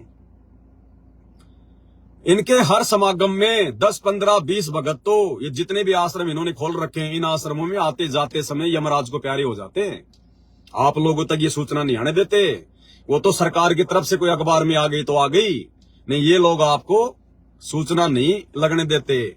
धनाना आश्रम में 4-5 भगत तो वहां पर बेचारे मजदूरी करते करते मर गए। वो आश्रम को जो है वो बनाते बनाते वो तो बातें निकल के आ गई, इसलिए दास ने वो वीडियो बनाया कि 3 भगत ट्रैक्टर के नीचे दब के मर गए सेवा करते करते। काहे का आश्रम है वो? आश्रम है वो मंदिर बन रहा है। वो बात आ गई तो दास के पास में मौका आ गया, परमात्मा ने दया करी, मैंने वीडियो बना दिया। नहीं तो ये लोग थोड़ी इस प्रकार की बातें संगत में आने देंगे। और इधर सात संगतियों में आज तक बता दो कोई, आज तक सैकड़ों की संख्या में बड़ी बड़ी सात संगतियां हो चुकी हैं, छोटी मोटी तो होती रहती हैं। आज तक बता दो अगर किसी भी भगत भाई बहन का कोई एक्सीडेंट हुआ हो, किसी का कोई हाथ टूटा हो, कोई पैर टूटा हो, या किसी की मौत हो गई हो सात संगतियों में आते जाते समय, या किसी भी सात संगत वाले भाई बहन का कोई उंगली का नाखून भी अगर उतरा हो, तो अब कोई बिल्कुल ही नालायक है, निकम्मा है, खाली टाइम पास के लिए आ रहा है और मर्यादा जो है निभाता नहीं है और नाम रख लिया सत्सेवक, वो तो मरेगा, उसका तो सब कुछ बेड़ा गर्क होगा, क्योंकि वो अपने भगवान के साथ में धोखा कर रहा है। लेकिन जो सच्ची मुच्ची आत्मा है वास्तव में बता दो। और इधर हर समागम में 10-15 तो धर्मराज को प्यारे हो ही जाते हैं। तो बताओ आपको रिटर्न नहीं मिल रहा क्या? परमात्मा आपकी रक्षा नहीं कर रहा क्या? आपके परिवार की रक्षा नहीं कर रहा क्या परमात्मा? आप जी सात संगतियों से ना जुड़े होते, उसके बाद में आप जी दाढ़ी मूंछ वाली कबीर जी की फोटो को फाड़ के सोशल मीडिया पर वीडियो बना के डाल के दिखाते, आपके घर पर पुलिस आ जाती, पकड़ पकड़ के लेके जाती डंडे मार मार के। लेकिन समर्थ साथ में है, समर्थ सब कुछ प्रेरणा करके करवा रहा है। इस पवन दास की औकात नहीं है, ना ये पवन दास अपनी मर्जी से कुछ करता है। क्या मैं कभी सपन में सोच सकता हूं उस नकली कबीर की फोटो को फाड़ने की? लेकिन भगवान ने फड़वानी तो फड़वा दी। हम तो उनके आदेशों के गुलाम हैं, आगे काम सतगुरु का है, सिर पर साईं सत्य है तो को क्या बहरे। तो रिटर्न मिला कि नहीं मिला मेरे भाई और बहनों? आप जिन सतलोक आश्रम मैनेजमेंट हरियाणा वालों को ज्योति पाठ दान का पैसा दे रहे हैं, गुरुजी के दोनों बेटों ने रोहतक में अपनी आलीशान कोठी खड़ी कर रखी है, आलीशान कोठी। आप भाई बहनों के पैसों से, ये होता है स्वतंत्र कर्मों का दुरुपयोग करना। ठीक है, आप अगर निमित्त बने हुए हो, और गुरुजी के दोनों लड़के तो निमित्त भी नहीं है। अरे गुरुजी का भाई तो हल्का फुल्का उसके पिछले जन्म की भक्ति से निमित्त बना हुआ है, थोड़ तो वो भी अपने जो है वो कर्म ही रहा है। लेकिन गुरुजी के दोनों लड़के तो इस भक्ति मार्ग में गुरुजी के द्वारा निमित्त नहीं है। खुद गुरुजी ने हिसार जेल से भेजे गए एक लेटर में अपने हाथ से लिखा हुआ है, आपको दिखाऊंगा लेटर। अभी 22 अक्टूबर 2024 से रात को 9 बजे धरती पर अवतार पुस्तक के ऊपर जो वीडियो बनने जा रहे हैं ना, आपको उन वीडियो में दिखाएंगे हिसार जेल से गुरुजी का आया हुआ लेटर। और गुरुजी ने साफ साफ मना कर रखा है कि मैंने अपने दोनों बेटों को, मनोज और वीरेंद्र को, कोई सेवा नहीं दे रखी है। जबकि वो तो वर्तमान में धनाना आश्रम के स्वामी बन के बैठे हैं। भक्तों से राजनीतियां वही तो करवा रहे हैं। राजनेताओं के साथ में फोटो आप जी सोशल मीडिया पर उन्हीं की तो देख रहे हो। वो तो महेंद्र के भी उस्ताद बन के काम कर रहे हैं काल का। और गुरुजी ने साफ साफ मना कर रखा अपने लेटर में। देखो भाई और बहनों, वो 2015 के 2016 के जो लेटर हिसार जेल से आए हुए ना, वो सारे दास के पास में सेव हैं। परमात्मा को समय का इंतजार था कि कब इनका भेद खुलवाऊंगा, क्योंकि आज से पहले वो लेटर को ना तो दास समझ पा रहा था, तो आप लोगों को मैं कहां से समझा देता। अब परमात्मा ने दया बख्शी, अब मैनेजमेंट के कुक्रम सामने आ गए और मालिक ने थोड़ी बहुत ये सद्बुद्धि दे के आप और हमारी जो है बुद्धि खोल दी। अब हमें उन लेटरों में लिखे गए परमात्मा के संकेत समझ में आएंगे।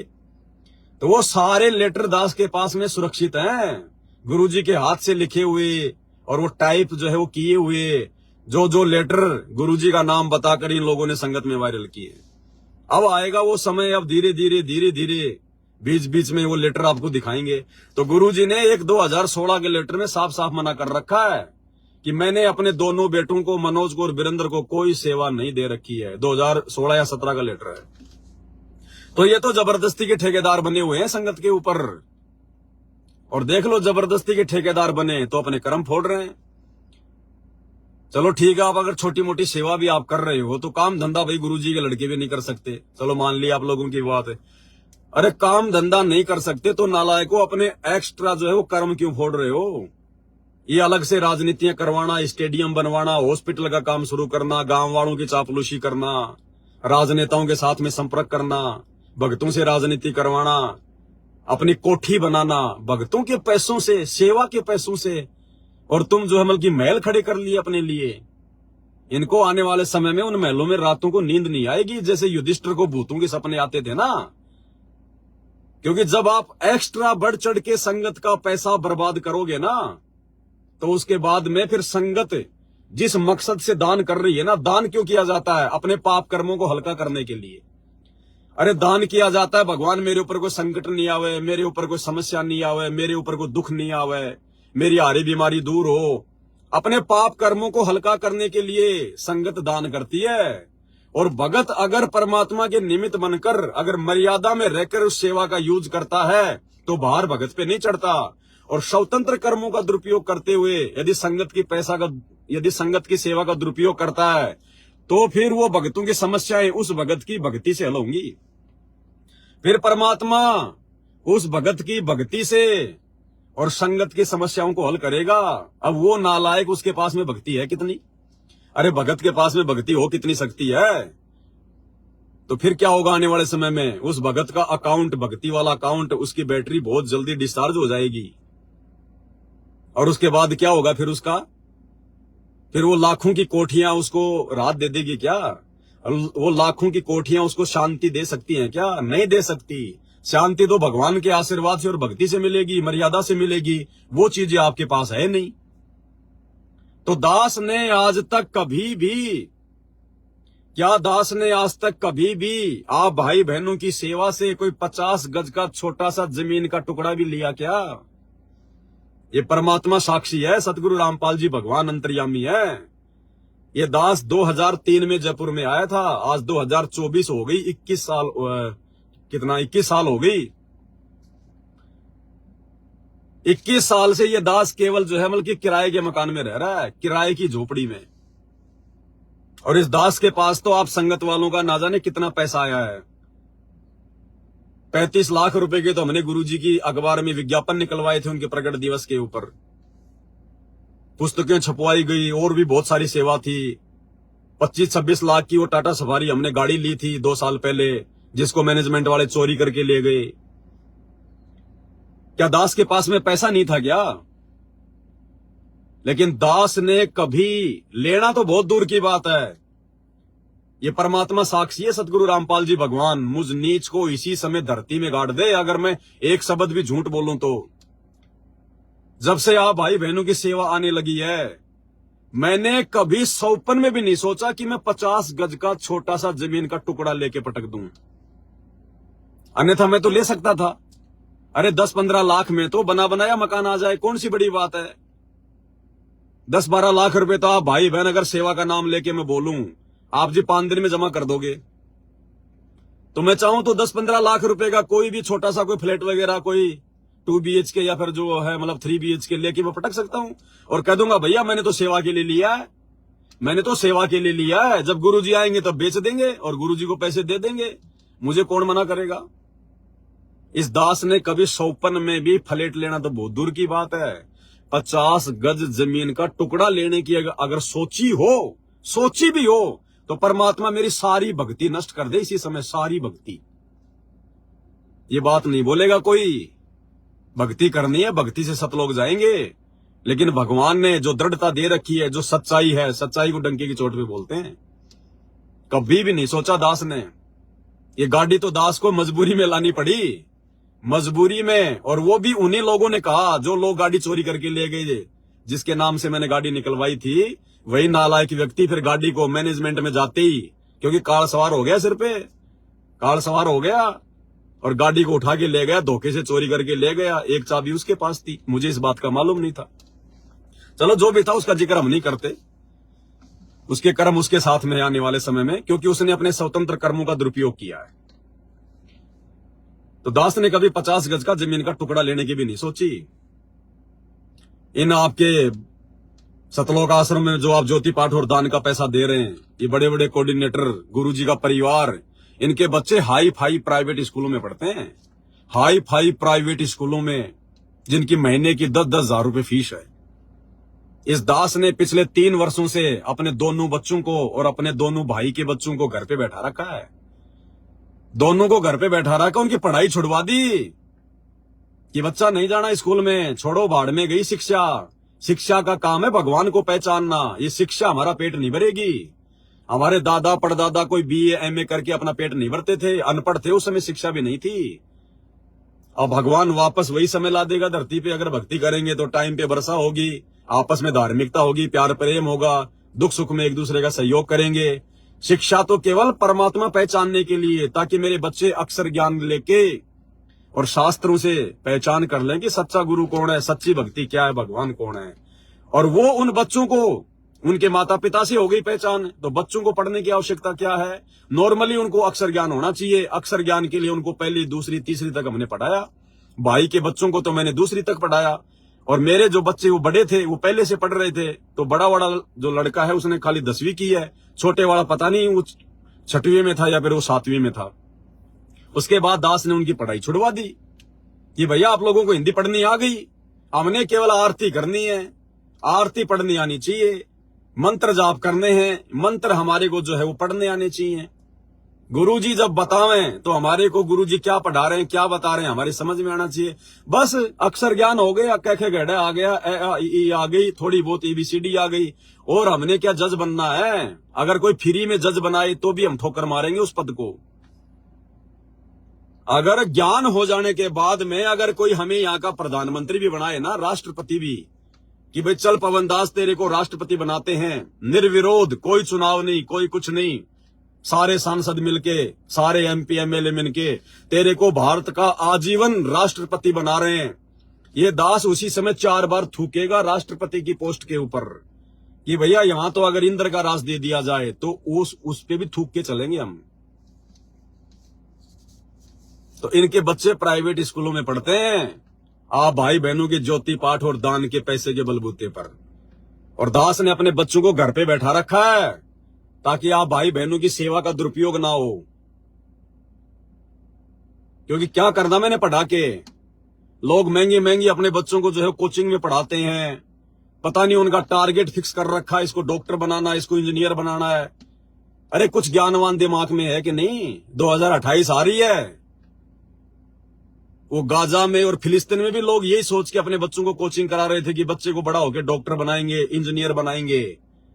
उनको वो शहर छोड़ के भागना पड़ गया, बाढ़ में गई वो डॉक्टरी इंजीनियरिंग की। 2 टाइम की रोटी के लिए भीख मांग रहे हैं वो इंजीनियर बनने वाले, वो डॉक्टर बनने वाले। तो समय क्या आ रहा है आने वाला? क्यों पैसा बर्बाद कर रहे हो भाई? मालिक की सेवा में लगाओ, दान धर्म में लगाओ, ताकि मुसीबत के समय परमात्मा सामने खड़ा मिलेगा। इन कोचिंग सेंटरों में दे दे के, इन स्कूलों में महंगी महंगी फीसें दे दे के तुम क्या रिटर्न ले लोगे? क्या तुम बच्चे को नौकरी लगाना चाहते हो? नौकरी नहीं है आने वाले समय में, नौकरी नहीं है आने वाले समय में। जिसको परमात्मा नियुक्त करेगा वो नौकरी करेगा। आने वाले समय में आपकी बड़ी बड़ी डिग्रियां देख के नौकरी नहीं मिलेगी। आपकी भक्ति, आपकी ईमानदारी, आपको कौन सा नाम प्राप्त है, आप जी मर्यादा में है कि नहीं है, ये बातें देख के नौकरी मिलेगी। जैसे पहले के समय में राजा महाराजा जब कोई दीवान, कोई वजीर वगैरह, कोई सेनापति वगैरह की नियुक्ति किया करता था, तो उसकी वो परीक्षा लिया करता था वो गुप्त में, कि ये आदमी ईमानदार है कि नहीं है, इसके अंदर कोई सच्चाई है कि नहीं है, ये कोई धोखाधड़ी तो नहीं करेगा, खाली पैसे के लालच में तो नौकरी नहीं चाह रहा है। तो राजा महाराजा भेष बदल के उनकी परीक्षा लिया करते थे। जैसे हम लोग पहले पढ़ा करते थे 7वीं 8वीं में, एक लेसन आता था कि एक दीवान था, राजा का दीवान, यानी राजा का जो मंत्री होता है मैन, जैसे कोई गृह मंत्री।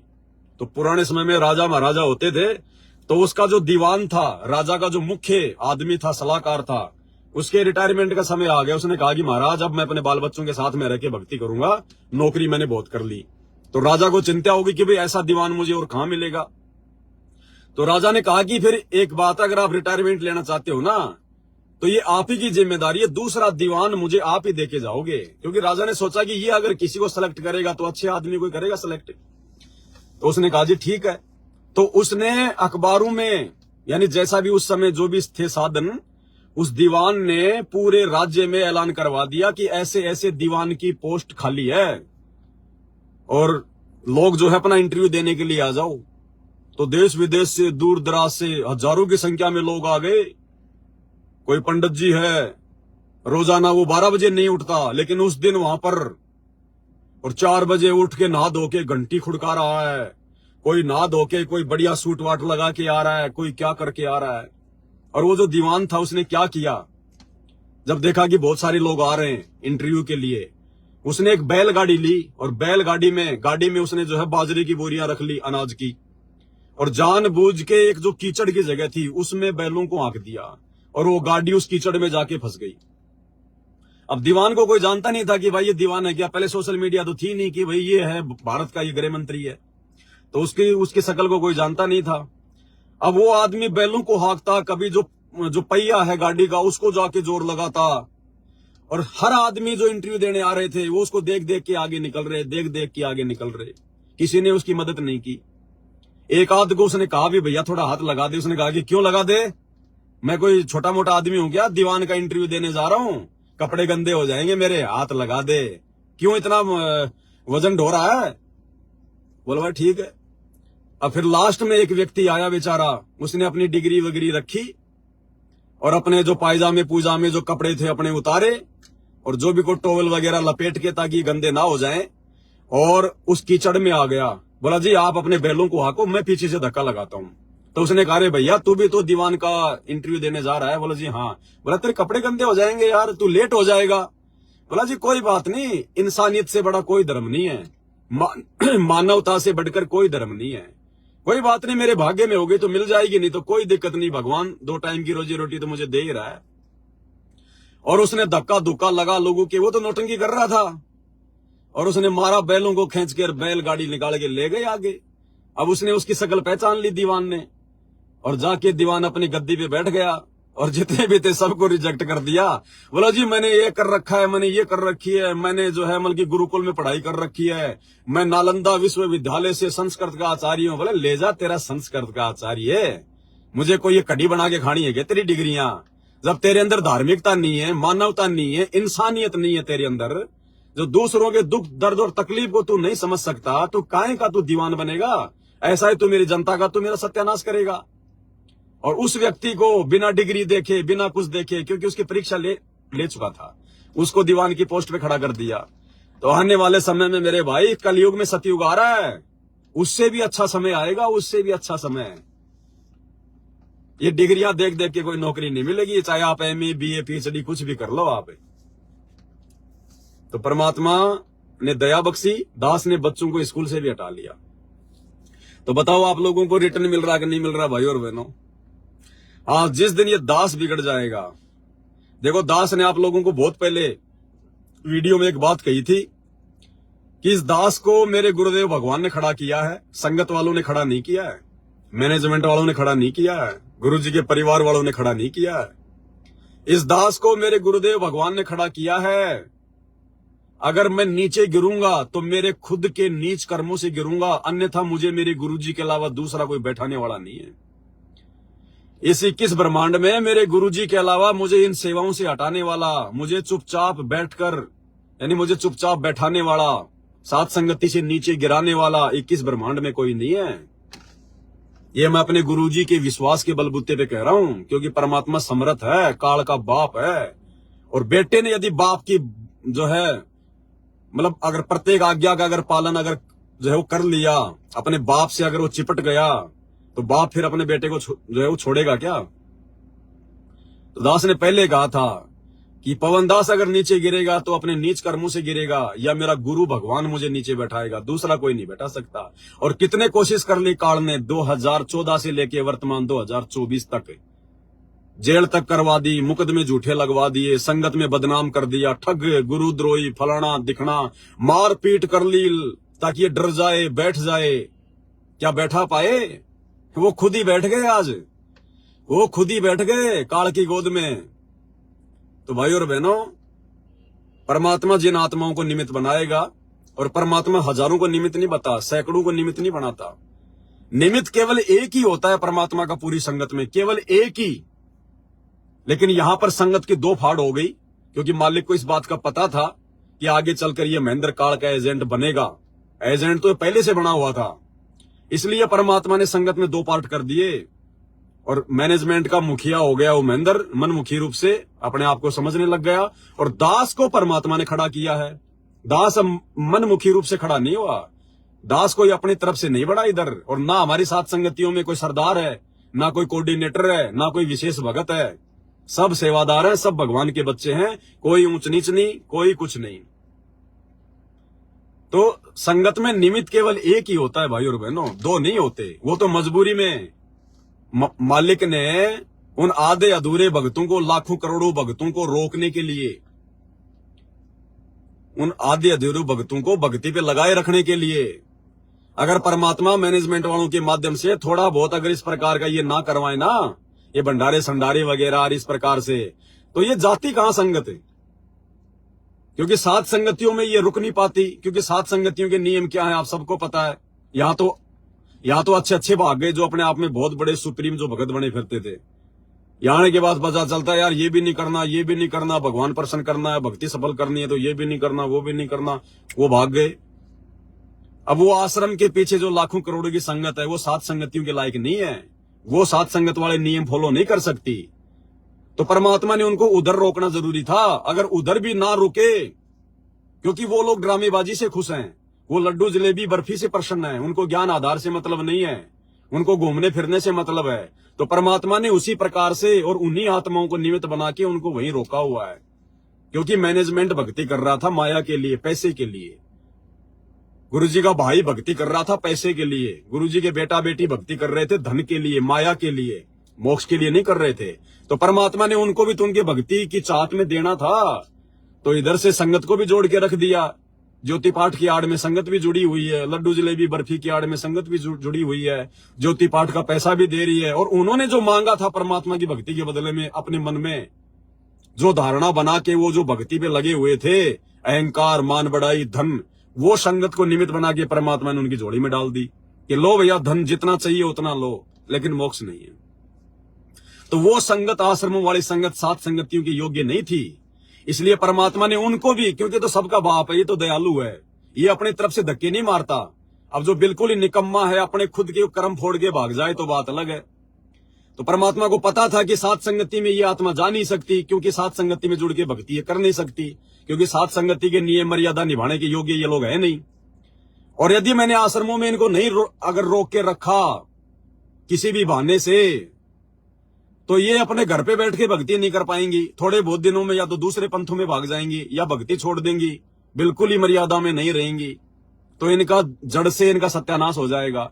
तो परमात्मा तो भाई एक तीर से अनेकों शिकार करते हैं। तो मालिक ने उन आधे अधूरे भक्तों को भी आश्रम वालों के माध्यम से रोक के रखना था कि भाई जैसी संगत वैसे उनकी मुखिया, दोनों आपस में कम से कम पड़े तो रहेंगे। जैसे बैल को आपस में जोड़ दिया जाता है ना गले से, कि कहीं आपस में ना भागे। दो बैल होते हैं ना, दो बैल होते हैं जो ज्यादा मतलब कि जो शरारत करते हैं, तो किसान क्या करता है, दोनों बैलों के जो गले की रस्सी होती है वो एक दूसरे से बांध देता है।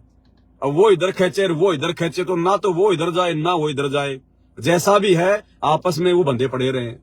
तो ऐसी तो वो संगत और ऐसा ही वो मैनेजमेंट। तो गुरुजी ने दोनों को बैल की तरह बांध के रख दिया, क्योंकि ज्ञान आधार से तो वो भगत बन के भक्ति वो कर नहीं सकते, इसलिए सात संगति के योग्य तो है नहीं वो। तो परमात्मा ने इस प्रकार से भाई और बहनों सबको अपने अपने स्तर पर, जैसा जिसकी बुद्धि है, जैसा जिसको ज्ञान है, इस दयालु परमात्मा ने सबको उसी हिसाब से रोक के रखा हुआ है। तो ये मौका दे रहा है, ये सात संगत वालों को भी मौका दे रहा है भगवान, और मैनेजमेंट वालों को भी मौका दे रहा है। तो भाई और बहनों बहुत सारी बातें हैं। और तीसरी बात भाई और बहनों, आप जितने भी सात संगति से जुड़े हुए भाई बहन है ना, आप परमात्मा की विशेष आत्माएं, सब की सब। उन लाखों करोड़ों आश्रमों में जाने वाले भक्तों से सुप्रीम आत्मा हो आप सभी भाई बहन, क्योंकि आप लोग उधर रह नहीं सकते थे। धीरे धीरे धीरे धीरे जिस प्रकार से संगत उनके उल्टे कर्मों में सहयोग कर रही है ना, संगत को भी आनंद आ रहा है राजनीति करने में, घूमने फिरने में, गुंडों की सीबीआई जांच में जाने में, रैलियों में जाने में, लेकिन आप लोगों को आनंद नहीं आ सकता था, क्योंकि आप परमात्मा की पिछले जन्मों की विशेष आत्माएं हैं। तो आप लोगों ने उन आश्रम वालों से दूर हटना ही हटना था, क्योंकि आप लोगों को केवल जो है बल्कि भक्ति प्यारी है, आप लोगों को भगवान चाहिए था। अब उनसे हटके फिर आप जाते कहां, उनसे हटके आप जाते कहां, घर बैठ के भक्ति नहीं कर सकते। तो फिर कभी न कभी काल आप लोगों को भी भ्रमित कर देता, या तो मर्यादा टूटती रहती, या दूसरे पंथों में चले जाते, या जैसा भी था। तो परमात्मा ने फिर आप अपनी विशेष आत्माओं को भी कोई मंच देना था, कोई स्टेज देनी थी परमात्मा ने, वरना आप जी अपना जीवन नाश कर लेते। अगर परमात्मा इस दास के माध्यम से इस दास को निमित्त बना के अगर सात संगति रूपी अगर ये ग्रुप अगर नहीं बनाता, तो इसलिए परमात्मा ने आप आत्माओं को भी जोड़ के रखना था कि कहीं ये मेरी प्यारी आत्मा जो क्रीम चारों युगों से परमात्मा ने मंथन कर करके जो क्रीम जो इकट्ठा किए, जो मक्खन जो इकट्ठा किया ना, ये सत्सेवक भाई बहन है। तो हम उन लोगों की बकवादों में सहयोग नहीं कर सकते थे, तो हमने उधर से हटना पड़ता। अब हटके हम जाते कहां, हमारे पास में दूसरा कोई रास्ता नहीं। गुरुजी बैठे जेल में, मैनेजमेंट कर रहा है ये मनमानियां, अब घर बैठ के हम कैसे भक्ति कर लेंगे। इसलिए परमात्मा ने पहले से सात संगति रूपी मंच तैयार करवा दिया इस दास के माध्यम से। आप लोगों को तो मालूम भी नहीं था, उस समय से परमात्मा ने दास को खड़ा कर दिया था 2014 बरवाला कांड के बाद से ही। और भाई और बहनों, अगर दास ये हजारों वीडियो ना बनाता, और दास वर्तमान में यदि हर दूसरे तीसरे दिन अगर लाइव नहीं आए, ये बातें याद रखो। आप कह रहे हो ना कि भगत जी आप भी उनकी तरह सेवा ले रहे हो, मैनेजमेंट भी सेवा ले रहा है, आप दोनों तो एक ही श्रेणी में हो। अगर इतना सब कुछ आप लोगों को मालूम होने के बावजूद भी आप उन आश्रम वालों से तो लाख गुना अच्छी आत्मा है, मर्यादाओं को लेकर हर प्रकार से। वर्तमान में भी भाई और बहनों, गुरुदेव भगवान के हिसार जेल से बाहर आने तक यदि ये दास रोजाना परमात्मा की सत प्रेरणा से रोजाना या सप्ताह में या 2 दिन में 3 दिन में अगर कोई वीडियो बना के ना डाले या दास लाइव ना आए, तो भी आप लोग बहुत ज्यादा जो है कमजोर पड़ जाओगे। तो भी आप लोगों का धीरे धीरे धीरे धीरे धीरे धीरे ये काल जो है ये प्रवेश करना शुरू कर देगा। लेकिन परमात्मा हर दूसरे दिन, हर तीसरे दिन, या कभी कभी मालिक की दया हो जाती है तो लगातार 15 दिन, लगातार 20 दिन तो हम लोग टिके हुए हैं। हम लोग टिके हुए हैं, हमारे को खुराक मिलती रहती है, जानकारी मिलती रहती है, आत्मा को दृढ़ता मिलती रहती है। अन्यथा भाई बहनों साथ संगति में भी कोई इक्का दुक्का टिकेगा, सब भाग जाएंगे। तो ये परमात्मा की प्रोसीजर है भाई और बहनों। हमने किसी के प्रति और कुछ नहीं करना, ज्ञान आधार से, राग द्वेष ईर्ष्या नहीं करनी किसी से। ये संगत सोच रही होगी कि ये पवन दास मैनेजमेंट से कोई राग द्वेष ईर्ष्या करता होगा, नहीं। ये पवन दास गुरुजी के छोटे भाई को, गुरुजी के बेटा बेटियों को, या जो मैनेजमेंट का काम संभालते हैं, दास अपने सगे भाई से भी उनको जो है मतलब बढ़ के मानता है, सगे भाई से बढ़ के, क्योंकि मेरे मन में उनके प्रति कोई द्वेष नहीं है, कोई राग द्वेष नहीं है। लेकिन जब बात आएगी ज्ञान और अज्ञान की, तो भैया ज्ञान आधार से, प्यार प्रेम से, फिर भैया वहां पर तो डंके की चोट पर डंका बजाया जाएगा, ढोल बजाया जाएगा। फिर हमें उन आत्माओं से कोई प्रेम नहीं, कोई कुछ नहीं, राग द्वेष फिर भी नहीं। अब हम कहां उनसे लड़ाई झगड़ा कर रहे हैं।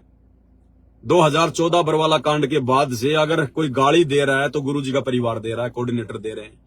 दास को जान से मारने की कोशिश कर रहे हैं, जानवरों की तरह मार के चले गए, तो कौन मार के चले गए? मैनेजमेंट वाले, गुरुजी के परिवार वाले।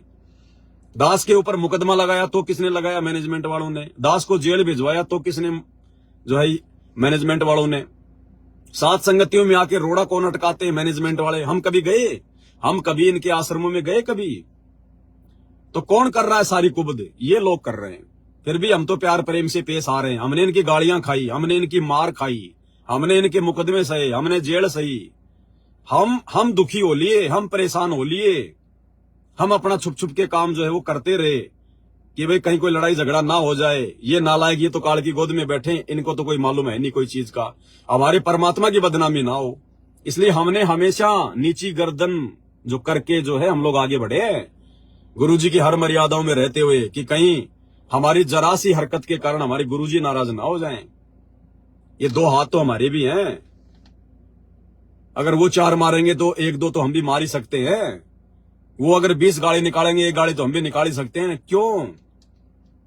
परमात्मा ने बताया, वो प्रहलाद भगत अगर त्रेता युग में जो अपने बाप से संघर्ष कर रहा था हिरण्यकशिपु से, वो प्रहलाद भगत अगर भगवान विष्णु पे आश्रित ना होके अगर अपने हाथ में अगर वो डंडा भी उठा लेता ना, भले मारता नहीं, अगर वो डंडा भी उठा लेता, परमात्मा फिर उसकी मदद करने नहीं आता कि बेटा अब तो ये डंडा तेरा भगवान है।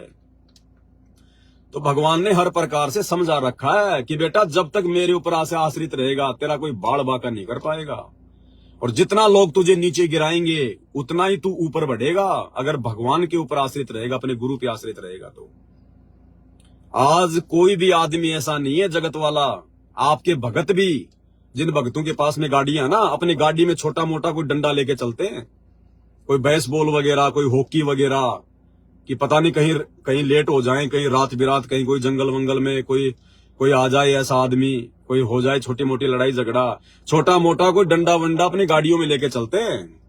हम नीचों ने कभी सौपन में भी नहीं सोचा, जबकि पूरे देश में घूम लिए हम, पूरे देश में हमने कभी सौपन में भी नहीं सोचा कि छोटा सा कोई डंडा रखे अपनी गाड़ी में। हमारा डंडा हमारा गुरु भगवान है, और गुरु भगवान जब सामने खड़ा हो जाएगा, अच्छे जो डंडे वाले है ना भाग जाएंगे दौड़ के।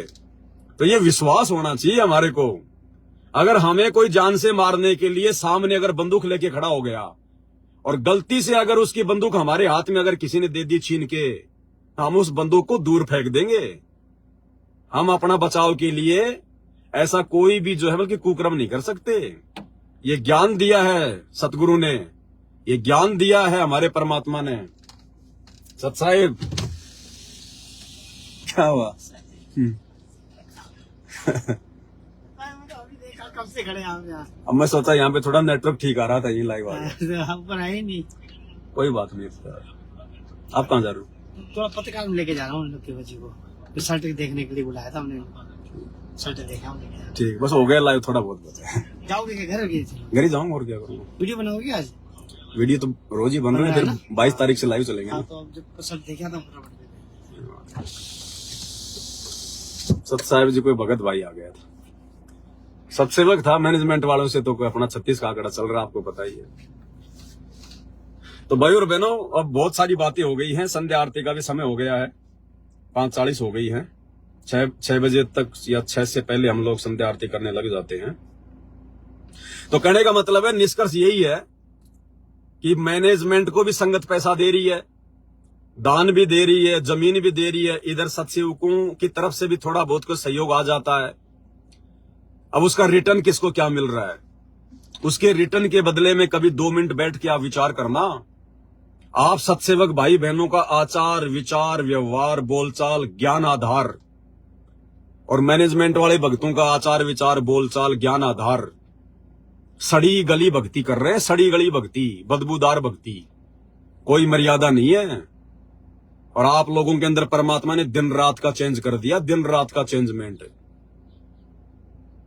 एक तारा और एक चांद, उन दोनों में कितना अंतर होता है, वो उन तारों की बात है। मैनेजमेंट वाले मर्यादा नहीं है, चाहे कितना ज्योति पाठ कर दो, कितना धर्म कर दो, कितने बड़े भगत बन जाओ, कितना कुछ कर लो, ये भगवान दान धर्म से, पैसे से, ज्योति पाठ से, ये किसी का भिखारी नहीं है। जो आप जिस ज्यादा दान दोगे तो भगवान आपसे ज्यादा प्रसन्न होगा। अगर पैसे से प्रसन्न होना होता ना, ये नकली भगवान तो हो सकते हैं, नकली साधु संत तो माया से हो सकते हैं प्रसन्न, लेकिन ये तो असली भगवान है। साधु भूखा भाव का, धन का भूखा नहीं, जो कोई धन का भूखा वो साधु भी नहीं। अगर ये भगवान भी अगर धन से प्रसन्न होने वाला होता तो आपका मुकेश अंबानी, टाटा, बिरला, ये भगवान को बंबई से बाहर नहीं निकलने देते, भगवान को पैसों में तोल देते। ये भगवान तो भगत की भक्ति से, उसकी श्रद्धा से, उसके भाव से, उसकी मर्यादाओं से प्रसन्न होगा। और ये सबसे बड़ा धन है भगत का। और ये सबसे ज्यादा धन वर्तमान में संत रामपाल जी की करोड़ों की संगत में केवल 7 संगति वालों के पास है। और इसी अनमोल धन की बदौलत हम गुरुजी के चरणों में बैठे हैं और गुरुजी अपने पलकों पर बैठा के रखेंगे आने वाले समय में। उंगली का नाखून भी नहीं उतरने देगा ये समर्थ भगवान, ये अंतर्यामी परमात्मा पल पल सबको देख रहा है। हर एक की भक्ति, हर एक की मर्यादा, हर एक के ऊपर इसकी नजर है। चाहे पाताल लोक में जाके बैठ जाना, सतगुरु रामपाल जी भगवान वहां भी देख रहा है शीशे की तरह। ये अविगत है, इसकी गति को कोई नहीं जान सकता, काल भी नहीं जानता। आप और हमारी 2 कोटि के जीवों की औकात क्या, हम तो वैसे बातें कर लेते हैं मालिक की महिमा में। तो भाई और बहनों, इस प्रकार की जो मन में जो त्रुटियां है ना, ये अपने भगत भाई बहनों के प्रति नहीं आनी चाहिए। हाँ, यदि आपने ऐसा कोई दोष देखा है, यदि आपने इस प्रकार की कोई कमी अगर देखी है, तो आप जी कह सकते हैं कि भगत जी आप यहाँ पे सेवाओं का दुरुपयोग कर रहे हैं। और दास तो बार बार कह चुका भाई और बहनों, दास ना कोई रिश्तेदारी में जाता, ना कोई गांव में मेरा कुछ लेना देना है, ना मेरा कोई यार दोस्त है, ना मैं कोई काम धंधा करता, तो मैं जाऊंगा कहाँ? ना मैं कोई पिकनिक मनाने जाता, ना घूमने जाता। ये गाड़ी केवल 7 संगतियों के अलावा, भगत भाई बहनों के अलावा कहीं कोई जाती नहीं है, तो कहां से दुरुपयोग होगा? और मैनेजमेंट वालों की सैकड़ों गाड़ियां जब आते हैं चुनाव, तो राजनेताओं की चापलूसी में घूमती हैं। वो अपने सारे काम करते हैं उन गाड़ियों से जो नहीं करने चाहिए। तो भाई और बहनों, बताओ दुरुपयोग कहां हो रहा है? फिर जो भी सामग्री मेरे पास में है आप लोगों भाई बहनों की सेवा से, गुरुजी के आने के बाद में दास सुई की नोक भी नहीं रखने वाला है। आज भी परमात्मा की है, कल को भी उसी की रहेंगी। मेरा इनसे कोई लगाव नहीं है, तो कर्म कहां बिगड़ेंगे? सेवा यदि आप देते हो, अब 1 साल हो गई, क्या आप भाई बहनों से कोई सेवा मांगी? अरे 1 साल हो गई है, सोचने की बातें हैं। क्या आप भाई बहनों से दास ने 1 रुपए की डिमांड की है? परमात्मा की प्रेरणा से जितना मुझे आवश्यकता होती है, भगवान अपने बच्चों में प्रेरणा करके भिजवा देता है। लेकिन 1 साल हो गई, क्या मैंने कोई मैसेज डाला? क्या मैं सेवा के लिए लाइव आया कि भगत जी आप लोग जो हमल की सेवा डालो? और उधर सेवा रुकने का नाम नहीं ले रही। 10 साल हो गई आश्रमों में, उधर सेवा रुकने का नाम नहीं ले रही आज तक।